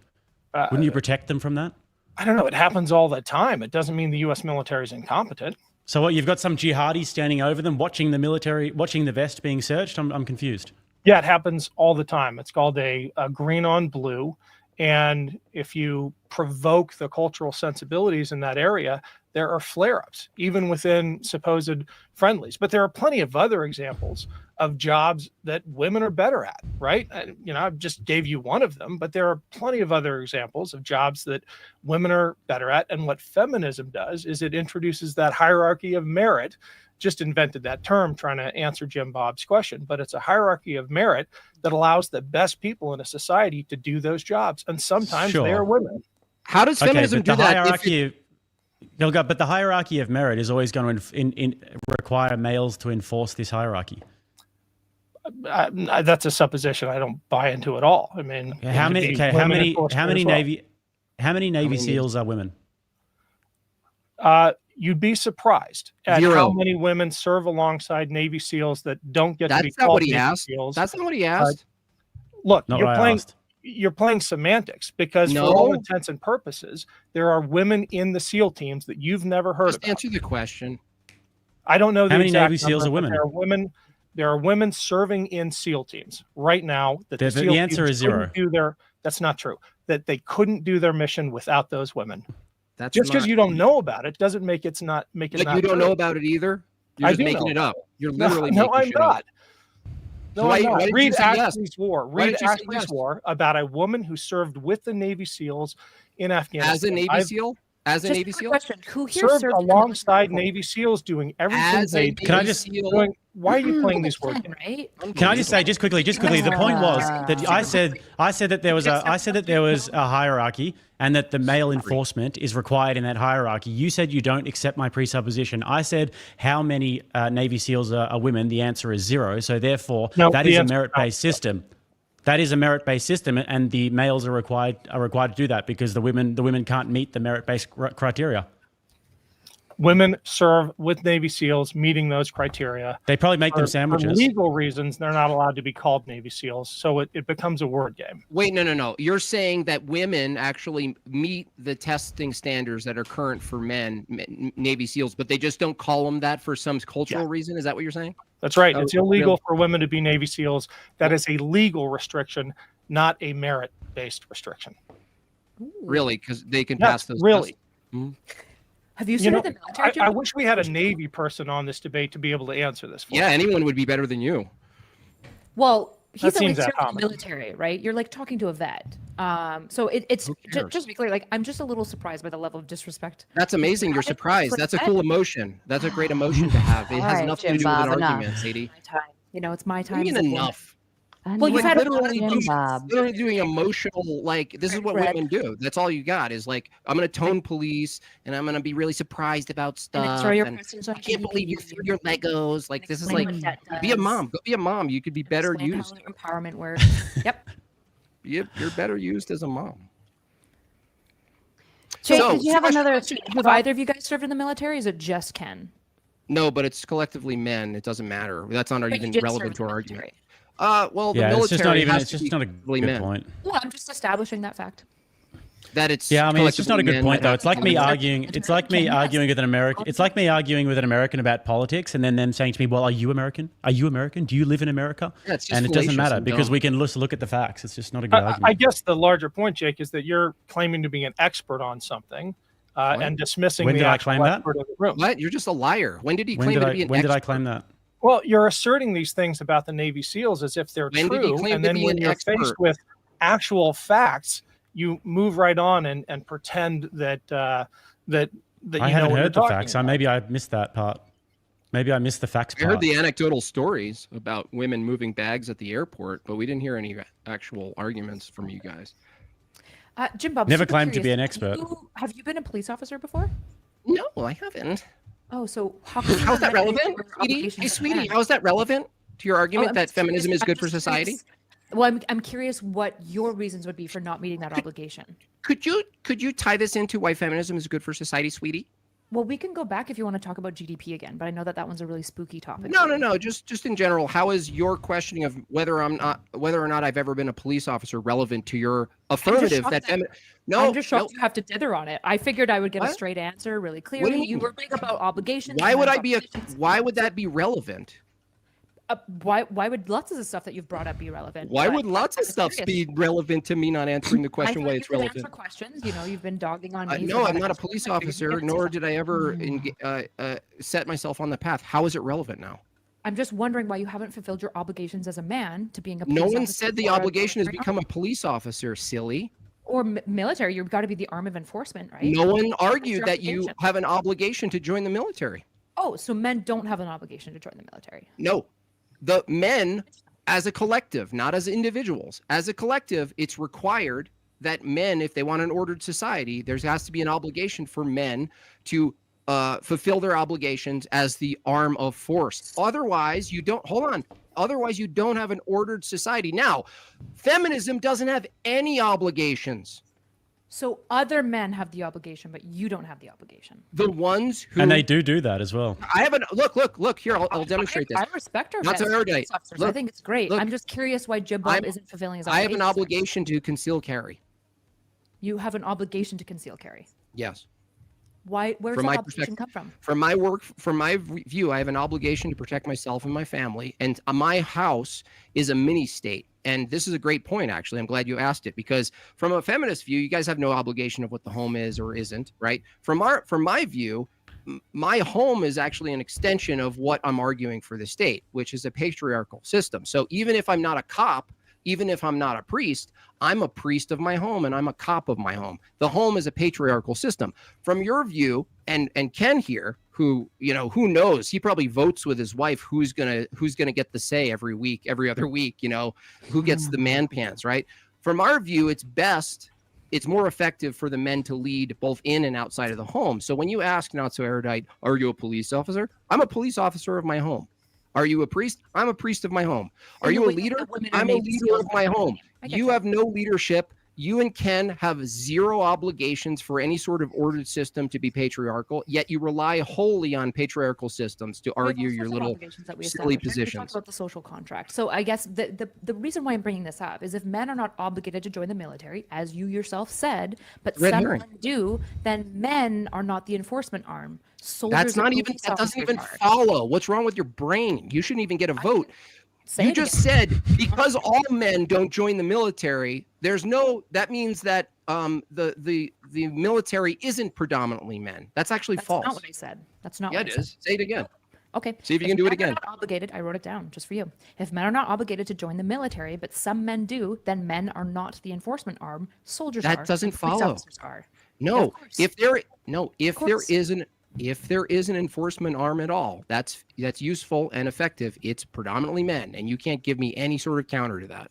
I've never ever been offered to. The issue is that it's not men that are the enforcement arm. It It's is soldiers. men predominantly who are the enforcement arm. That Both doesn't Ken matter. agrees. That Tell me doesn't when. matter. Tell me where there's an enforcement arm, erudite, where it's predominantly women, please. I don't need to. You just made the claim. I did never make the claim. I said if What men did are you not just say? obligated, I'll say it again. If men are not obligated to join the military, but some men do, then men are not the enforcement arm. Soldiers and police officers are the enforcement arm. What? Predominant No, they're is- men. Predominant Collectively, they're isn't men, silly. operative in this What discussion. are they collectively men? Man is a status of sex, right? It doesn't follow that because the predominant Patriarchy doesn't hold on, mean dude. men Hold are on, lady. most Hold on, soldiers. lady. That's not what patriarchy Because, means. lady, because the predominant sex in the military, in the enforcement arm of a society is men, it doesn't follow that because some men aren't in that role, that it's not predominantly men. What is wrong with your brain? Because predominant isn't an operative in this discussion. Nobody's disagreed about predominant. What we're So talking then you about, agree. You just contradict No. yourself. No, because you said that a patriarchy is that men are the enforcement arm of the patriarchy. However, men are not obligated to join the military, but some men do. Then men are not the enforcement arm. Soldiers are Who the cares? I enforcement think arm. they should. I think they should be obligated to join the military. So what? Then why didn't Doesn't you? it doesn't it's not anything against my point. The point is, and this is something you guys can't really grapple with, is if a bunch of men want to take the rights of anybody else, right? If a collective of men want to do that, they can do that. If a collective of women want to do that, they can't. Silence. I'm unsure how to explain to you more clearly that your definition of patriarchy is. What did I just say? I didn't talk about definitions. What did I just say, Eurydice? You lost your own point. Do you disagree with what I just said? No. So, Okay, great. hold on. So if you don't disagree with what I just said, and I'll say it again for the audience, a collective of men could get together and completely wither away your so-called rights to vote and your loud mouth and everything you had that comes with you, okay? They could just do that, right? But a collective of Soldiers women, could, yeah. but a collective of women couldn't. So The what, main Jim? Bob? thing- The So main what thing that that's means, important that here, means So what? what? I guess I'll explain it to your chat, is that Jim Bob has conceded his main point, which is that What's men that? aren't the enforcement arm. It's soldiers that are the enforcement arm. Who And are patriarchy- men? A patriarchy are is men? No, What? it's dominantly men. That's not part of the contention. It's not men, it's soldiers. It's not men that are It's the not- enforcement arm. It's not men, it's soldiers, which basketball you've agreed. players. No, Wow. it's soldiers, actually. finish. It's soldiers and military. Michael Jordan's officers, not a right? man. He's a basketball player. Nice argument. Again, soldiers. I know you can keep up, Jim Bob. Male. Yeah, but Jim soldier. Bob also made the argument that within his home he also has duties, and his duties are to protect his home and to protect his family. So these are duties that extend outside of the military. It's not all just about military and police officers. Well, for your definition of patriarchy, you're talking about the enforcement arm, which is about soldiers Yep. and police officers. That goes to the home as well. It goes to the home too. The That's why patriarchal we're structure. advocates- The That's why we're enforcement- advocates for the family, and feminism is not. Is patriarchy a hierarchical system of organizing a society? Yes, it's the only one. It's the only possible one. Sure. Okay. Yeah. So sure. if it's a system of organization of a society, you already said Starts at the part home. of the foundations, no, part of the foundations of a society is law enforcement, right? Law and structure. Yeah, that's the second premise of my argument you guys couldn't engage with. Yes, go on. Okay. So if men aren't the enforcement arm, it's soldiers and police officers, and not all soldiers are men, you've already sacrificed your definition of patriarchy. Unbelievable. Yes. No, I just want to clarify what Erudite is trying to do here. So she says, because the enforcement arm is made of police officer doesn't count, just like apparently Navy SEAL women don't count. Hold on a second. I know you want to try to take back your shitty argument, but let's give it back to the audience, okay? She said, because the enforcement arm is made up of soldiers who are predominantly male, it doesn't follow that the enforcement arm is predominantly male. That's literally what she said. That's just not a what summary. I again wrote it down. I can read it to you again, but we should probably move. I understand that you just cannot either follow. I don't understand. Just like you're roboting. Is she roboting for anyone else? No. Nope, just you. I've already said a few times, we can move on. Do you guys want to deal with the GDP point? Because you guys still haven't tackled that yet. So again, if your definition of patriarchy is that men are the enforcement arm, but men don't have to be soldiers and not all soldiers are men, then men are not the enforcement arm. Soldiers and police officers are. The predominant claim has nothing to do with it. What are the sex of the predominant officers and soldiers? Nobody's fought on that the entire time. So what the hell are you saying? The enforcement arm. Are you having an aneurysm?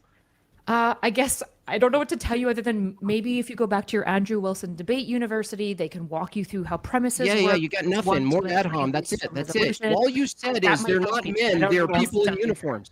I've walked you through the argumentation multiple times. I understand you don't get it. Let's see if you guys can look.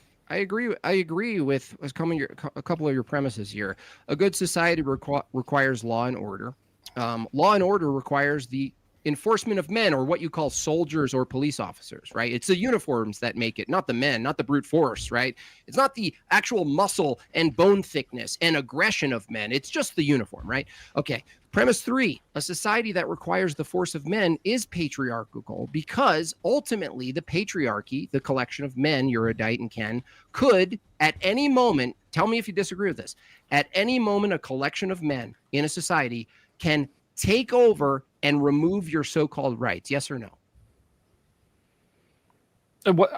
So what? Like, that doesn't mean feminism is bad for society. Hey, Ken, can you answer the question or not? The argument is feminism bad for society? And it's is it good? No, is it good for society? The argument is feminism is good for society, which it is, because in every society where it's been able to take root, it's made those societies better.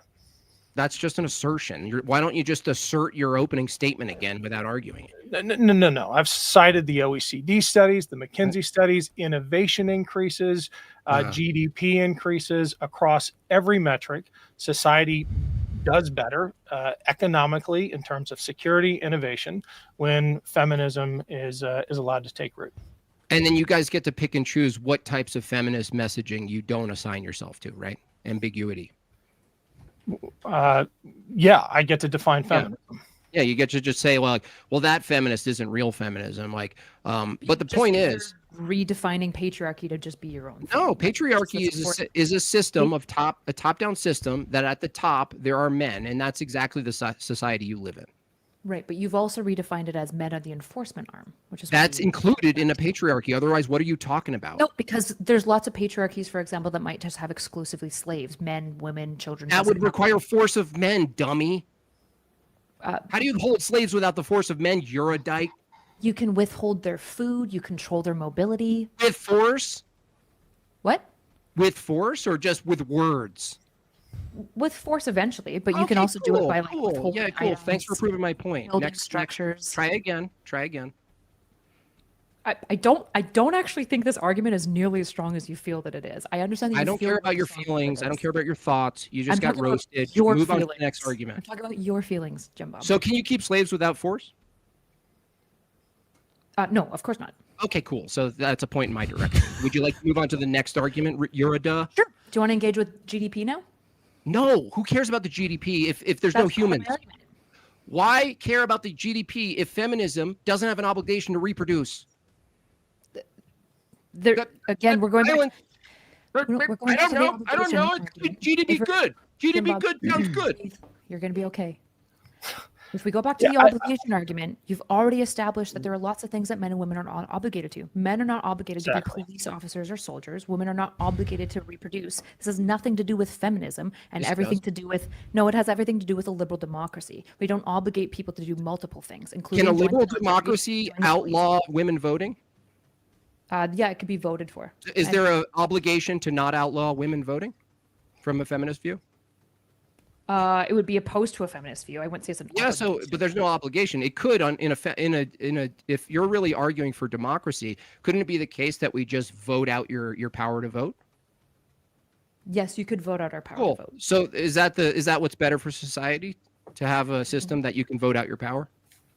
Yeah, I think democracy is better. And I think most societies that have democracy tend to give people the right to vote because in general, having greater levels of freedom of choice and opportunity amongst all citizens leads to better GDP, which leads to better flourishing for the society. Well, by society, you mean the people who aren't producing more people, right? By society, I mean everyone who's a citizen within a nation. Who exists, right? But then they die, and then what are you left with? Nothing, right? Well, hopefully children are happening too. Well, hopefully, but there's no obligation under feminism. So it's under feminism. That's not a good anywhere, right? You're, well, like no, which government do you want to wreck that's forcing women to have children? Lady, chill. So under feminism, you admitted that there is no obligation to reproduce. So in that regard, under your system, is there an obligation to reproduce? Yes, Christian patriarchy. How are you going to force that? Enforce it? It's. I didn't say it had to be enforced. Well, it's an obligation. So if you don't do it, it's never been enforced throughout history. You can shame the shit out of people. And I agree, it's never been enforced. Did you wear? You probably wore a mask for like 19 months just from shame, right? Nope. Do you want to answer my question, or do you want to run away with COVID talks? I just answered your question, right? I just showed you. How do you force women in your society that are obliged to have children? Social pressure and propaganda. What if they won't do it? What if they refuse? Then fine, it'll work for the most part. The propaganda will work. If it's an obligation, it must be forced. That's the point of an obligation. That doesn't follow. You have an obligation to your country to not murder your fellows. If you No. You have an obligation, just like Jim Bob has an obligation to protect his home and his family. But if he decided that he was going to be a coward when the intruder breaks in, then he doesn't have to do that. But there would be unbelievable social pressure that would call him a coward. And the social pressure and the feeling of obligation toward his family would make him want to do that. Would make him want to step in between the intruder. That's right. An obligation must be enforceable, or it's not an obligation. He just gave you an example, right, of an obligation to defend your home. If it's failed, you don't get charged for failing to defend your home. Correct? That's because it's not an obligation to protect your home. It's something we think is good to do. Okay. So do you have an obligation to vote? You don't have an obligation to vote, but it is a good thing to do. Is an obligation basically a deontological statement, not a lawful statement? What? Is an obligation a deontological statement and not a lawful or a legal statement? I guess I would ask you guys. You guys have been the one using obligation. You're going to ask me the answer. Okay, this is just a trend. What I'm using it for is something legal. You are obliged as a citizen. You have an obligation to be a good parent. So, okay, one obligation. No, you don't. But actually, you don't have go feminism. My point exactly. This isn't a point of feminism. My point exactly. You just heard her. Her worldview. Listen. Hold on, she Jim. Just said it. Can I answer the question? Or you have no obligation to be a good mom. That's feminism. Really excited. So you do have an obligation to not be an abusive parent, because then we would arrest you and put you in jail. No, right? that's just follow the law. When we're talking, laws are the obligations that you have. This is why if you're drafted, you were obliged to go to war. This is why IDF soldiers who goes to war? Wait. Are women obliged to enter the draft? No. Service? No, they're not. Nobody is obliged. Okay, so men are. So is that feminism or what? I don't know why you're pivoting here. Do you want to actually engage? Pivoting. That's ironic. That's ironic, right? You actually accuse someone of pivoting while you pivot, right? As the pivot. That's really great. Well, we were talking about obligations, and now you're being oh God, I got lost in the obligation argument. So you just said you have an obligation. I know, the draft, because she said the word draft. So I'll just jump there rather than have to engage with her obligation talking points. Destina, calm down. So look, what just happened is You just made a statement about an obligation inside a military context, and I gave you an example of how men are obligated through law to be drafted and women aren't. Yeah. Why is that? Because we have a patriarchal history where we believe that men should go to war and women shouldn't. And why is that? Because men are better frontline workers, and we didn't believe that women could do the works of infantry. However, you could ask Ken. My understanding is a lot of that has been minimized over the years with technology. Yeah. Do you want to engage with the obligated talking point? Should we go back there? Because I know we already refuted your talking point because you said because you said an obligation assumes a legal consequence, and Jake and myself both gave examples, right? Self-defense in the home is one, and being a good and being a, if it's not enforceable, it's not an obligation. That's a win. That's a win in our direction because you're just arguing from a feminist view. That's not an obligation to be a good parent. Okay, there's an obligation as a parent. And a core value to be a good parent. An obligation is to not be an abusive or neglectful parent. How does feminism produce an obligation to be a good parent? Because if you want to empower women and have a better society for women, you want to have good children that have respect for law and respect for others and therefore respect one another. Yeah, but what gives you the obligation? A feminist could actually reject that and be still a feminist, right? At this point, Jim Bob, you need to define obligation because it seems like you're using the word in a way that nobody else is. Because when I say obligation and everyone else says it, they mean enforceable. Obligation being something you're pressured or compelled to do by a social standard or social norms, right? From a theological view, even. For example, for a Christian, you have certain duties and obligations. They're set out, and you actually have other Christians call you out if you're failing that, right? Inside of your church. So is that a good thing or a bad thing? Sorry, I was distracted by the okay. Is it a good thing? Is it a good thing if a group of people share values and obligations and they can call each other out on the failures of those obligations, even if it's outside of a legal framework? Sure, if we're using obligations. Cool. Does feminism have that? Yeah. Okay, so what's the obligation feminism has that you can call out another person who self-proclaims to be feminist, and you can say you're being a bad feminist? That's equal to a Christian saying you're not being consistent with your values and duties. What's one example of that? Okay, within the feminist group, most feminists would call one another out, for example, for attacking other women's looks. In general, there's a pretty core value, which is essentially what you're using instead of you saying obligation, but you mean value. One of the core values, for example, is like not objectifying women, not reducing them to their looks. So when other women call each other out or insult each other on their looks, almost all feminists will jump down the girl who's insulting the looks throat because it's a pretty core value, for example, within feminism, not to do that. And that's policed how? How is anything else policed? Why do you ask a question? Because you're caught in a Socrates debates. Listen, can be Socratic. Have you not heard of? Look, lady. Well, you just said not a debater. I can respond. You just refuted yourself because just 10 minutes ago you said an obligation has to be tied to legality, and yet you just presented a social obligation inside feminism that doesn't include going to jail for making fun of someone's fat ass, right? Okay, you're okay. But it has social shame. Unbelievable. This chick is like, you're okay. And she's like, I'm not getting defeated in real time. You're okay. Can I talk now? Am I allowed? No, you just refuted yourself. Yeah, you can't talk. So what you did is you just contradicted yourself. Can I talk? Or no, I just told you can't talk. Didn't you hear me? So look, what you just did is you contradicted. You just contradicted yourself because you said yes. Premise one, an obligation has to be tied to a legal thing. Then in premise two, you just stated when you're pressed on obligations inside feminism, you just said it's an obligation to not fat shame and make fun of people's bodies. Do you go to jail for that, Eurodite? So do you want to use my definition of obligation? So you're not going to answer the question. Yeah. Do you want to use my definition? I mean, this is what it's been like all night. No answering the question. I've answered you consistently. You asked about GDP. I asked if you go to jail if you make fun of someone's fat ass. You don't go to jail, but again, that's all I needed to know. The definition of obligations to value system, which is what I started using. Do you go to jail if you don't defend your wife? What? You go to jail if you cheat on your wife? No, that's in favor of my position, not yours. Those are obligations, but they're not enforceable obligations. Yeah, that's it. Yeah, that's your definition. That's not yours. You're just borrowing our definitions now, because you got roasted on yours. Okay, good job. Does That is a good just job. I'm so just sorry. And sorry, Jake, that this was your part. Unfortunate, but Oh, wow. I'm More thrilled nonsense, about it. non-argument.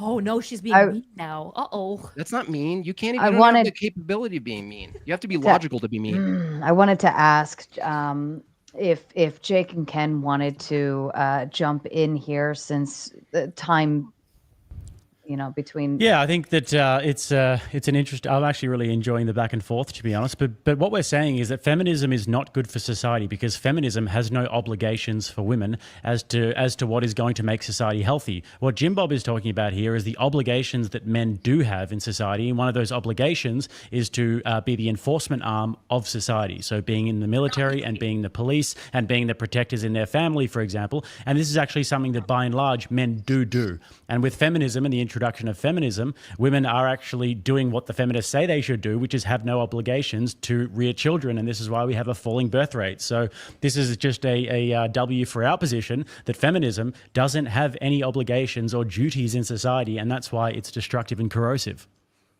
So again, I feel like you guys forgot, you have swapped obligation back and forth between values and enforceable obligations. You have to just pick one. You can't use it for both. That's a Mott and Bailey, right? So Laws and obligations aren't the same. Bob, pause. It's okay. You let it turn. Laws and obligations are not the same. That was your argument. So your initial argument was that obligations are enforceable. Then once you realize that you have a whole bunch of obligations that are actually value systems and are not enforceable, you pivoted it, right? I didn't say that. You're such a liar. I said obligations are not enforced by legality. You said they were. We refuted you. Are you this demonic? Like you literally are projecting the complete opposite of what just happened. Now and agree with me. Did you not just say that obligations had to be legally bound? You said that, not us. I asked you if that's how you were using obligations. No, you said it. You said obligations make no sense unless they're legally bound. That's what you said. Okay. So for those who are Which listening lady? who are semi-good faith, the debate of this entire conversation was about not if feminism has obligations. It was whether feminism was good for society. Our main argument is that feminism is good for society because it creates a competition of innovation and allows for a Ben better Shapiro. meritocracy. Most soldiers are men is not a refutation of that point. So I assume that you don't disagree and have conceded the debate. I really appreciate you guys for coming out. I Wow. appreciate you guys Wow. agreeing Way that to feminism announce is your good own for society. victory. That's I hilarious. appreciate that you guys think that the GDP is improved by women. That's being a cute. part of When it. are you going to be a mother? That's the only thing that matters here. When are you going to join the military? I don't need to join the military because the military is collectively men, right? And I'm the military of my household. So I already joined the military of my household. You, however, didn't do the duties of your household, right? You don't even have a household. You don't know What is anything about me, but go for it. Yeah. So what's your obligation as a feminist to society right now as an individual level? There's never been a part of this debate where feminism must have obligations was a part Yes, of any of yes, it does. It's Yeah. our belief. That might be your viewpoint. No, I'll tell you right now. Our affirmative viewpoint that we started from, I don't know why you need to be so cowardly. Okay, relax. I'll Just give you the listen. argument right now, which you guys can't My refute. starting argument, it's written down here. Feminism is good for society, yes, because it is the morally right thing to do. It's good for innovation. It's good Morally for productivity right? and the GDP, and it is those things lead to flourishing. Wait, how is our feminism in affirmative action? statements. At no point in any of our affirmative statements do we say feminism must have obligations. That is your affirmative claim that you have to prove. You have to said prove that feminism no. requires obligations. You actually offered your own obligations under feminism. You're contradicting yourself all night here. You used So value systems is it because you were swapping the word does it obligations for value all right? systems. Does a good society require law and order? Yes. Does feminism have an obligation to perform law and order? This is No. this is an empty question. No, yeah, That was you a mean your damning mind question is is what it empty. You was. mean your mind is empty. No, it's because you don't even know what obligation means. If a good society requires law and order, and feminism doesn't provide an obligation for law and order or any sort of participation in law and order, by the way, it doesn't. Why? As we've said a million times, which produced a number of silent moments in the debate. Feminism by the way, doesn't run society. We're not required to solve all of society. but You're you trying to rely fight- on society to be run, don't you? That has nothing to do with anything Yes, about it is does. feminism. Feminism is a luxury. Stop. Jim It's a Bob, low our degree. affirmative argument that you need to tackle is feminism is good for society. You Yeah, and you establishing other things that are good for society isn't really a problem. Feminism You doesn't said run feminism is society. neutral. I said it's good You for said it's society. neutral. I No, said now it's you're lying. good. No, we can call back the tape. You said it's I neutral. would love to call back the tape. Of course, the answer to the starting question of the debate is feminism good for society was yes. Sarah can affirm that. You because said we agreed you on the said topic. Sarah, no. did I agree to this topic to take the affirmative You position? said a feminism is good for the you said feminism is good for the GDP. You haven't extrapolated how the GDP reaching any sort of number is good for the long term of society. Jake and I are arguing for foundational views, which you guys have none. If the GDP, again, I'll say it, if the GDP was at an exquisite position and you had a fucking golden light on it and you shot it into the sky like the Batman symbol, if there were no families, if there was no cohesive society with a set of values and customs and norms for it to reflect on, it's useless. What does GDP mean, Jim Bob? Gross domestic product. What is it though? Like, what does it mean? I'm actually not entirely sure how they extrapolate. It's how much what you it's actually produce, how called. much you produce as a society, pretty much. Yeah, and what do we use it to establish about a society? Do you broadly know? No, go ahead and Well, tell it us. can be used to just establish the wealth of a society. The wealth, but typically also people Productivity. use it. Yeah, productivity and health of a society, right? Health? The total What do you- monetary. whoa. Health? Yes, so the total Wait a monetary. second. Hold on a second. I just want to stop there. No, 1 point at a time, Erudite. Are you meaning physical health or what? Okay. What do you mean by health? I have to know. So GDP is a measure of goods and services produced within a country, right? So if a country was legalized mass scale cocaine and heroin, as long as it increased the GDP, you'd argue that's good for the society? It's a decent heuristic to measure how So it didn't matter what they're doing, right? It could be like a a prostitution ring that was legal in a certain island, and the prostitution, Yeah, it's not a it moral actually. claim. Hold GDP is not a- hold on. Well, the question is it good for society? It's totally fair to ask, Erudite. If a society has a really high GDP, being that that's your metric for good, right? If they produce a high GDP, but they're doing horrific, if they're doing horrific things, is it still good for society?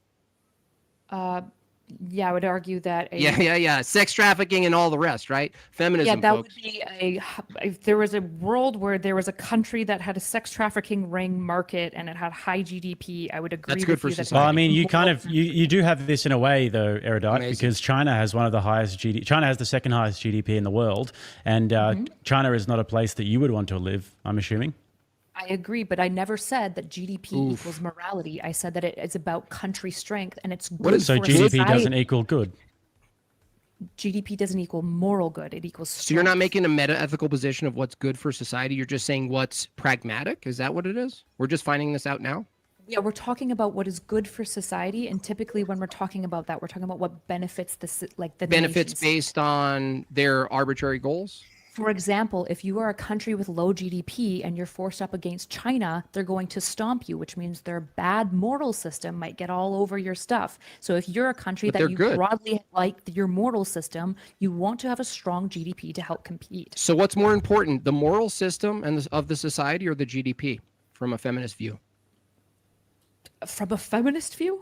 Yeah, that's the one you're fucking debating tonight.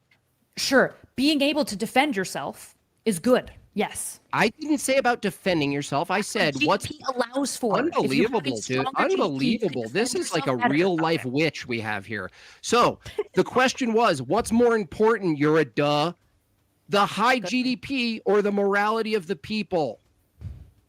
Broadly, I value the morality of the people, but if you can't defend Great. yourself, I've never said GDP is morally good. But if you are So then- decently, I think America's broadly morally good. There's some problems in it, but I like the precepts of America. If we don't have a high GDP, we can't defend ourselves. We need So, the ability Erudite. to protect ourselves, right? Which GDP. But is Erudite, good you're for. saying that the problem is that that China could stomp you out or whatever. So you're actually saying that the important thing here in your view is that you have a strong military, and you have a strong military that's going to be made up of men in order to be able to defend your society. That's what you're really saying. Because the GDP allows you to have a strong military. Is a strong enforcement arm a moral good? Yeah, I'd say so. Okay, so GDP then, by your logic, is good morally because it allows you. But how does that relate though? Because you just said that a strong enforcement arm is good, and GDP allows you to have a strong enforcement arm. That's how you protect yourself in large part, is through soft and whatnot. Okay. You need a high GDP. But how does that make military? So I guess how does that make GDP, feminism good for society? because feminism allows women to enter the workforce, which increases your GDP, which is good for society. So but you can have you're a you don't understand the shit you're in right now. By your own logic, Jake, feminism, at least in how it benefits GDP, is a moral good because it creates a strong. Yeah, because China has a high GDP. China has a high GDP and a strong military. Yeah, is that good? Could they go against? Okay. Right, but you can have that without feminism. So the feminism isn't adding anything new. So do you guys not think? Well, feminism, the part of feminism that China has, right? Because women are allowed to be in the workforce. Erudite, your example just isn't relevant though, because you're trying to piece together things that don't necessarily need to be together. So, for example, Iran has proxies all over the Middle East. You'd say that they have a strong military. Are they a feminist country? They have a much weaker military than us. I would not say they have a particularly strong military. But relative to their size, though, for their size and for their GDP, etc., they have a strong military. They have proxies all over the Middle East. They have a lot of influence, but they're not the biggest country. They don't have the biggest GDP. They don't have the biggest GDP, and they're not a feminist country. But they have a pretty strong military. It's a defeater to your position. Okay-ish. It's got a lot of old technology. It definitely doesn't. Why haven't they been wiped out? Look. It's really simple. There's a Samson protocol across all the Middle East because they all agree that if they try to wipe out each other, they'll just nuke everyone. Do you not know what the Samson protocol is? Is it possible to produce a high GDP and completely be anti-feminist? Not if you don't allow women to enter the workforce. No. Is it logically possible to produce a high GDP and not adopt any of the feminist views? Well, are you saying women in the workforce is one of those feminist views? Well, I mean, women have always been a part of the workforce. There's no moment where suddenly feminism was on the rise and then suddenly people were allowed to work. Women were, even before all of what you call your amazing moments forward in progress, they were still able to work. The question was whether it was more valuable to work or to be mothers of the home. I'm saying on net balance, isn't it possible that any given state or nation state could actually produce a high GDP and be completely antithetical to feminism? The answer is yes. Here's why. You can enslave a bunch of women in a society and they just determine that that's lawful. And you can sell those women to other nations and they deem that's lawful. And they can produce a high GDP and it's completely antithetical to feminism, correct? If that's the case, Erudite, it means that your metric for what feminism is producing as a good isn't peculiar to feminism because anything can produce a high GDP, including horrendous, atrocious behavior. Well, now, would you like to move on? Would you like to move on to a different shitty argument? Well, you guys made this argument, right? You guys agreed that a strong enforcement. Yeah, I asked Jake, do you think a strong enforcement arm is good, like a moral good? And you said yes. That wasn't an argument. You asked him a question. You made the argument. No, I asked him, does he think a strong enforcement arm is good? Well, I think that, yeah. And I said, yes, I think that a strong enforcement arm of the government is good. Just like in your home, it's good to enforce, just good to have force in your home and to be able to protect your family. That's a good thing, just like it's good to be able to protect your nation. But your example that you gave saying, well, then we must have feminism because feminism allegedly increases GDP. And if you have a high GDP, you have a strong military. I gave you an example of another country, Iran, that has a pretty strong military and they're doing okay with protecting their people at the moment. They don't have the highest GDP in the world and they're most certainly not feminist. I don't know what's the other metric then for feminism producing good stuff if it's not GDP? If we just demonstrated that feminism is GDP. I have to go. In like 5, I'll re-explain my surprise. opening statement again to you, and then you're going to have to be on your own with this one. So my argument is that feminism tries to empower women. But one of the ways it empowers women is by allowing them to enter the workforce. My argument is that by inviting women into the workforce, it gives you the ability to compete with other nations' GDP. If you cannot compete with other nations' GDP, you will be crushed because your enforcement arm will be weak. And that would be bad for your society. Also, what would be Rachel Wilson, worse though? any- What would be no, worse though if you don't have not- kids, lady? If you don't have kids for the GDP to benefit, right? Then we Is that ask an you, and explicit? you just turn this into some sort of false dichotomy. No, right now, erudite. If you look across the world, the population is in decline, and there is a necessary component that needs to be implemented through some sort of campaign, marketing, propaganda, and you guys are just oblivious to it. That we need more humans, right? So you keep LARPing and fucking, romanticizing the GDP, and we ask you for what? For what society that doesn't exist? We need women out of the workforce and into homes to produce the human beings that you think the GDP would benefit. Do you understand? Okay. So you're basically not refuting any of my affirmative claim. That's good. It's guess just I won. unbelievable. Unbelievable. You're just coming up with other It's well, the just issue is unbelievable. You're just non sequitur. I You're would literally take coming your up with vote so fast other if I could. With random. I just- know, but the problem No is vote. that you're kind of a cowardly, weak man who can't. Yeah, you control got your no feelings. arguments. You can't can't stop answer anything interrupting them. directly. Well, the You don't issue is even that you deserve a can't- husband. You don't even deserve a family. Oh, Jim honestly. Bob's Pretty Jim Bob. claim That's to make. no. You stop didn't it. even earn it. Hope that You didn't even earn it. In your life. You've earned nothing. The issue is that you haven't refuted my affirmative claim. You're making other random. What affirmative claim?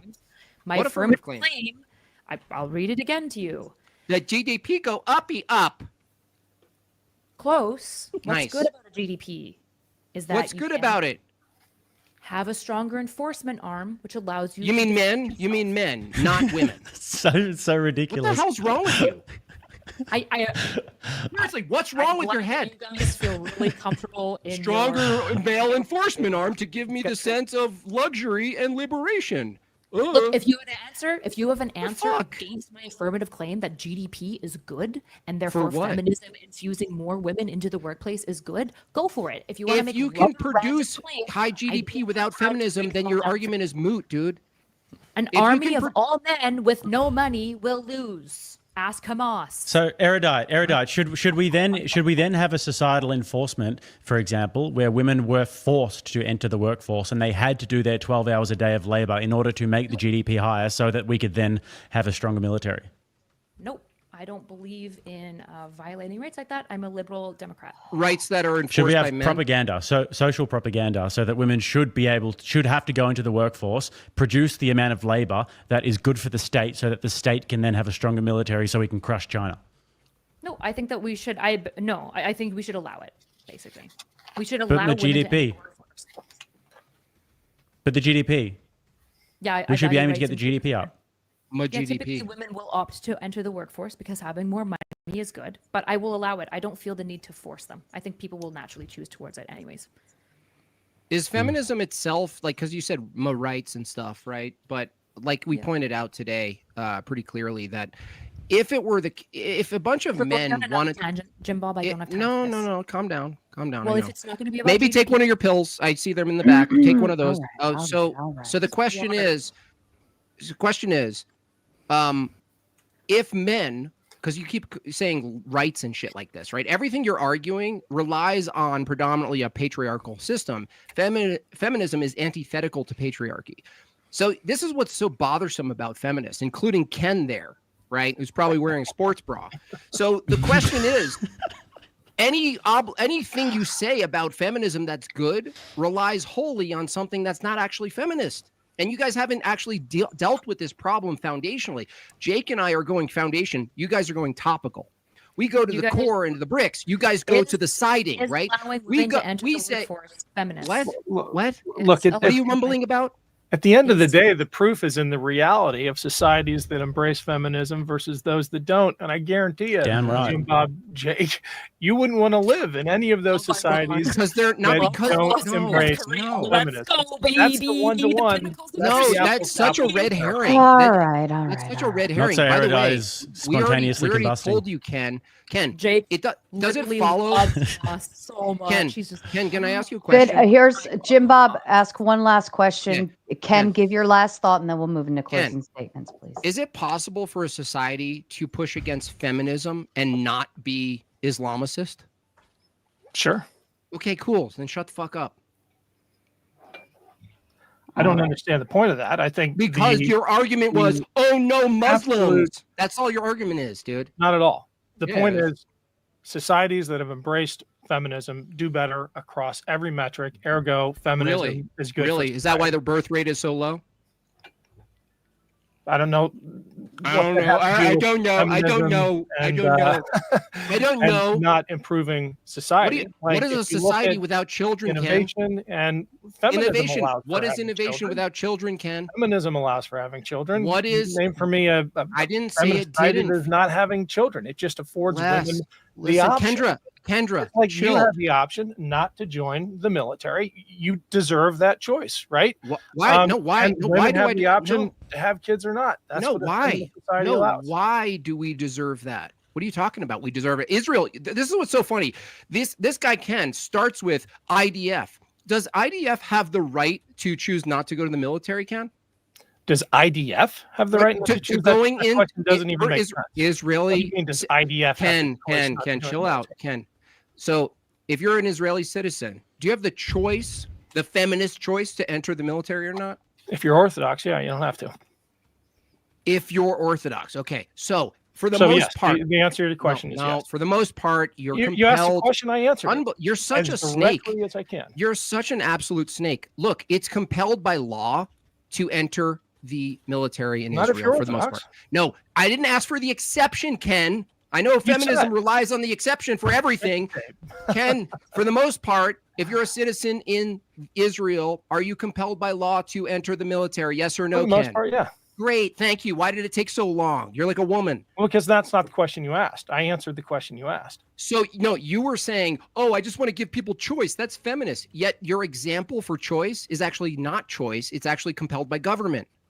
My example for choice is actually the U.S. and the feminist society that we've built. Oh, that so gives should- women the option. just Should like they to have give the you option, or should they? No, Yeah, no, they no, should have no, the no. option. I don't have the option if I'm drafted. Women Oh, aren't thank drafted. God I have the choice to shut this bitch down whenever I want. We're going to go ahead and maneuver into closing statements, everyone. Jake, would you like to go ahead and start? Yeah, I think that this was quite honestly an embarrassment for the feminist point of view. All they really said was the GDP, the graph go up. We gave many examples of when the graph go up isn't necessarily good and why that doesn't even align with feminism. So it was an extremely weak point. We gave certain duties and obligations that people have in society to make a healthy and thriving society to their detriment. The feminists even agreed that these things were good, but they have no obligations to do the things that make the healthy society. And everything that they appealed to required the force of men and required the force doctrine, and the force is enforced by men. So it was a resounding W, and off to Jim Bob. Go ahead, Yeah. Jim Bob. Yeah, I agree with Jake here. Complete embarrassment. As far as there's so many contradictions, especially erudite, who's maybe used to a chat that doesn't call her out on her contradictions. Ken's appeal to look at the ladies at the airport. I mean, this is his argument for the amazing performance of women in the military. When we ask him point blank, if you're going to choose between a collection of men and women to defend you, is it totally equalized? He says, no. I mean, you got to choose the men. Why? Well, because the nature of men and women are different. Because the nature of men or women and different, their actual being is different. Their makeup is different. It follows that their duties are different. From Jake and myself, our position is that feminism actually argues against and tries to invert and try to equalize men and women, trying to blur the lines that men aren't the enforcers and women aren't the caregivers and the baby makers and providers. And we're arguing that a society through a variety of argumentations, including my own and Jake's, we actually basically demonstrated that a society that's good requires these elements. The elements are force. You need force, okay? A good society requires law and order. They admitted law and order requires predominantly the force of men. I don't care about your exceptions where there's some brute chick named Tanya who can pick up the backside of a tank. I don't care. The collective is men. It needs to be men. It's never the collective of women. Premise 3, society requires the force of men. That's called a patriarchy. Now, I know Eurydice didn't like this. She was like, well, you're just conflating that men actually have the say in everything because they have the say in the force. That's not patriarchy. I don't know what it is if it's not patriarchy. If it's the case that a collection of men could take away your silly rights to vote, Eurydice, to vote for your shitty policies, we could actually do that. Guess what? A collection of women couldn't stop it from happening. I call that a patriarchy. Conclusion, a patriarchy is actually necessary for a good or bad society. I'll actually include. Feminism is required for neither. In fact, the only thing that's required of feminism is to make a shitty society where women like to yeet their own kids and get a lanyard to work at Nike and call it a win so they could start a blog. Just really quickly, Sarah, do you mind if I just add one point to my closing statement? It's something that I just like, especially Ken, to be able to contend with. It's that I can understand when women are feminists. I mean, I think that it's completely the wrong approach to take, but I think that there's something in the natural makeup of women that will go towards it. But Ken, I never understand male feminists, and I have a theory about this. There's a zoological term called the sneaky fucker strategy, right? And this is not me saying, this is actually what it's called. It's called the sneaky fucker strategy.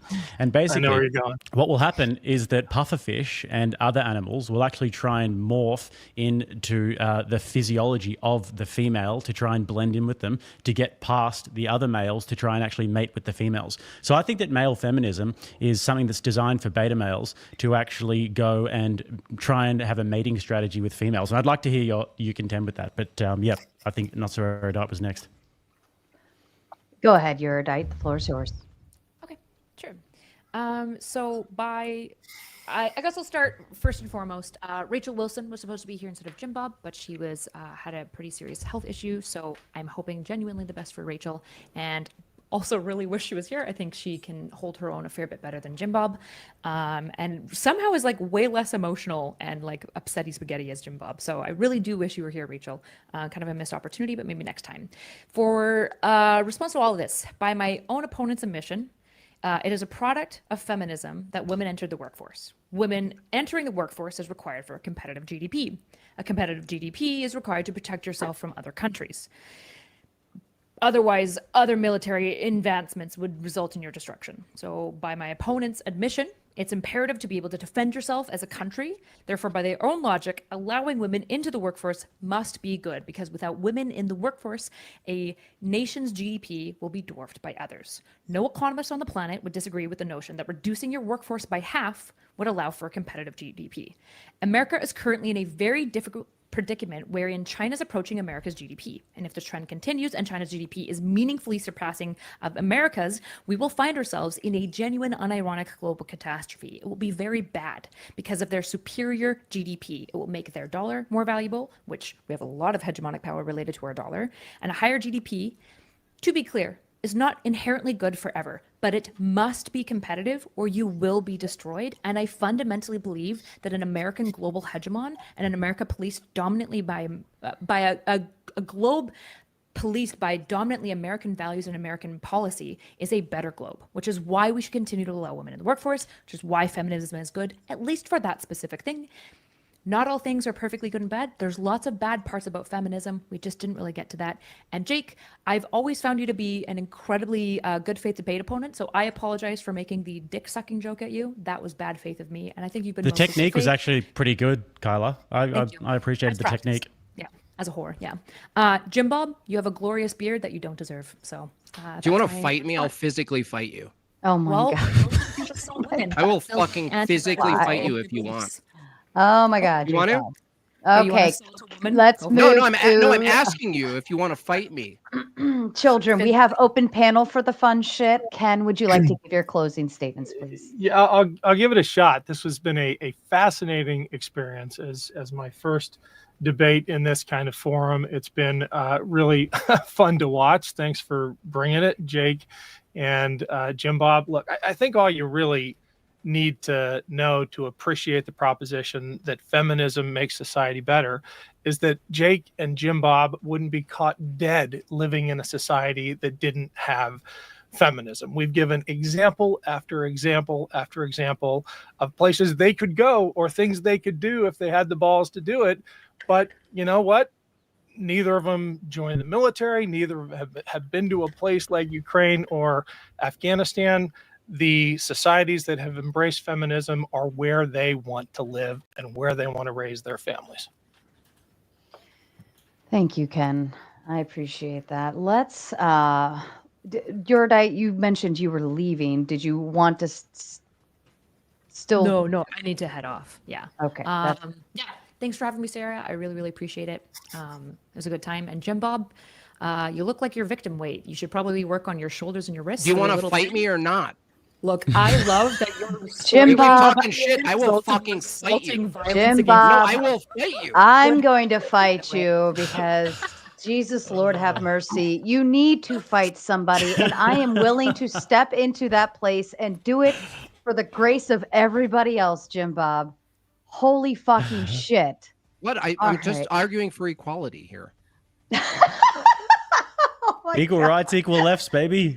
I love you so much, Jim Bob. But Sarah, can I come back in 5 minutes? My dog has been begging me to go Yeah, out. Or, you know, can just go into avatar mode. It's good. We'll meet you, and then feel free. Let's do. No, you know what? Let's do 10 minutes. He'll hold it. He's a German Shepherd. He's a I'm tough totally guy. okay with letting the dogs out. Mine do that too. Go ahead, do what you got to do because we're gonna get Go through let super the dogs chats. out, Ken. We will still be here when you get back. I promise. You know, give me 10 minutes and then I'll wrap. But I'd love to see how this next part goes. Oh shit. As a newbie. Oh man, coming in on the new debater with open panel dumpster fire. So we're gonna do super chats first. That's why I say now's the time to go let the dog out, and then we'll go into I'm going to the toilet. Go ahead. You guys go do that. I'm gonna actually I'll just start reading through a bunch of shit. Cole Marshall in with a big 5. Jake and Jim Bob, I didn't even know you were both here. Love you guys. You're gonna kill it. Wi-Fi with the big 5. Is it just me or does Not So Yurdite give off absolute psycho vibes? Retro coming in with the big 5. You like feminism, don't ya? In with the big 5. You like debating feminism, don't ya? Brody Bruce with the big 5. Jake, you're the man. Get these soy boys. Jonathan with a big 5. If men and women are ontologically equal, that entails feminism's final end is a removal of distinction. I'm letting the dog out. I'll be back in a second. I told you. Between the genders. This guy already cooked. Jim Bob, you jump in whenever you want. I'm going to skip to the 10s only because there's 193 of these in here. Tyler Williams in with a big 10 saying feminism is Kool-Aid's.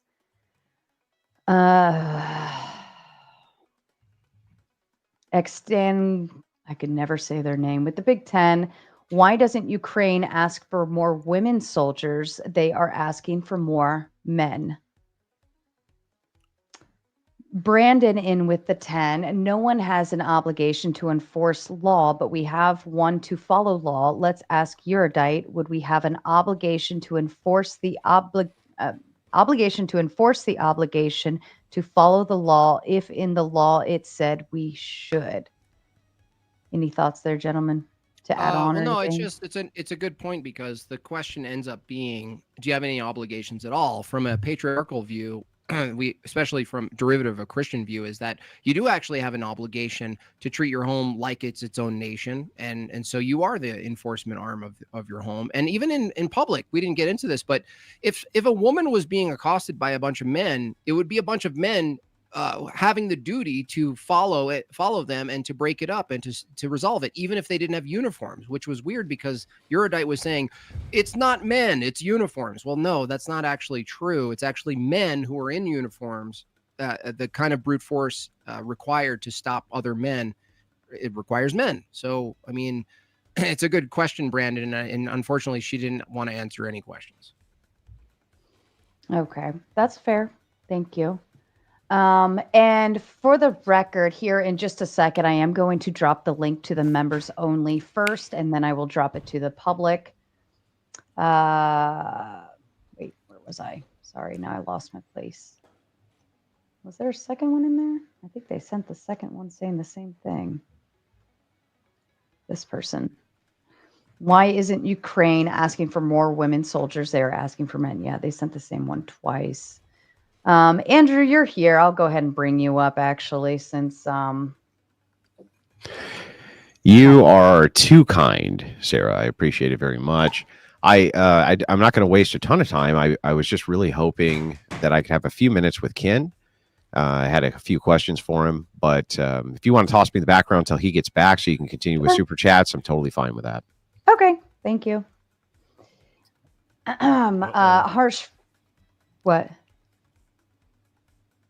Oh, no. Something I was happened? just talking to myself. Harsh Face came in with a big 10. We will always need feminism as long as women are 50% of the population.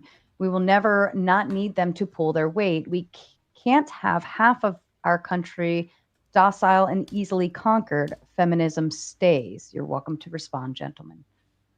I don't understand the last part of that, docile. What's more docile than half of your population being women and pretending that they can actually fulfill the role of men? I mean, they can't. Yeah. Right? And what's more It's like, docile than emasculated men who have women doing everything for them and telling them what to do? That's what's docile.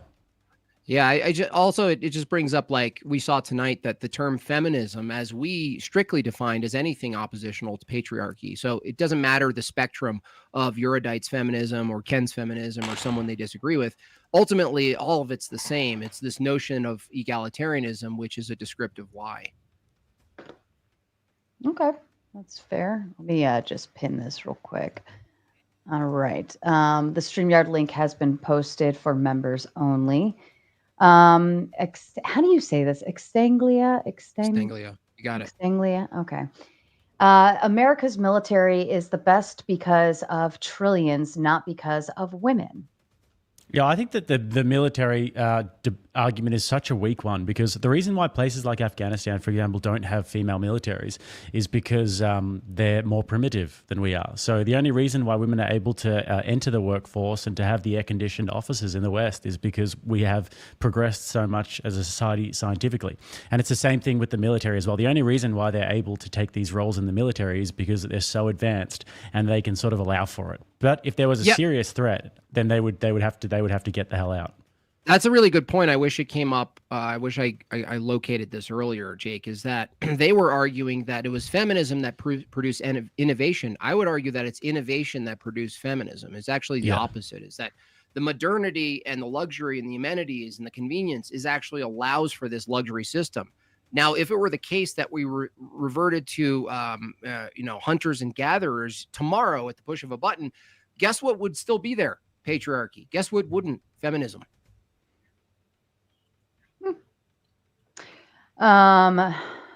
Sarcastic Warlock says Jake and Jim Bob together are like a buddy cop movie where Jake is the dysgenic Australian and Jim Bob is the first Orthodox Hawaiian 5-0 with a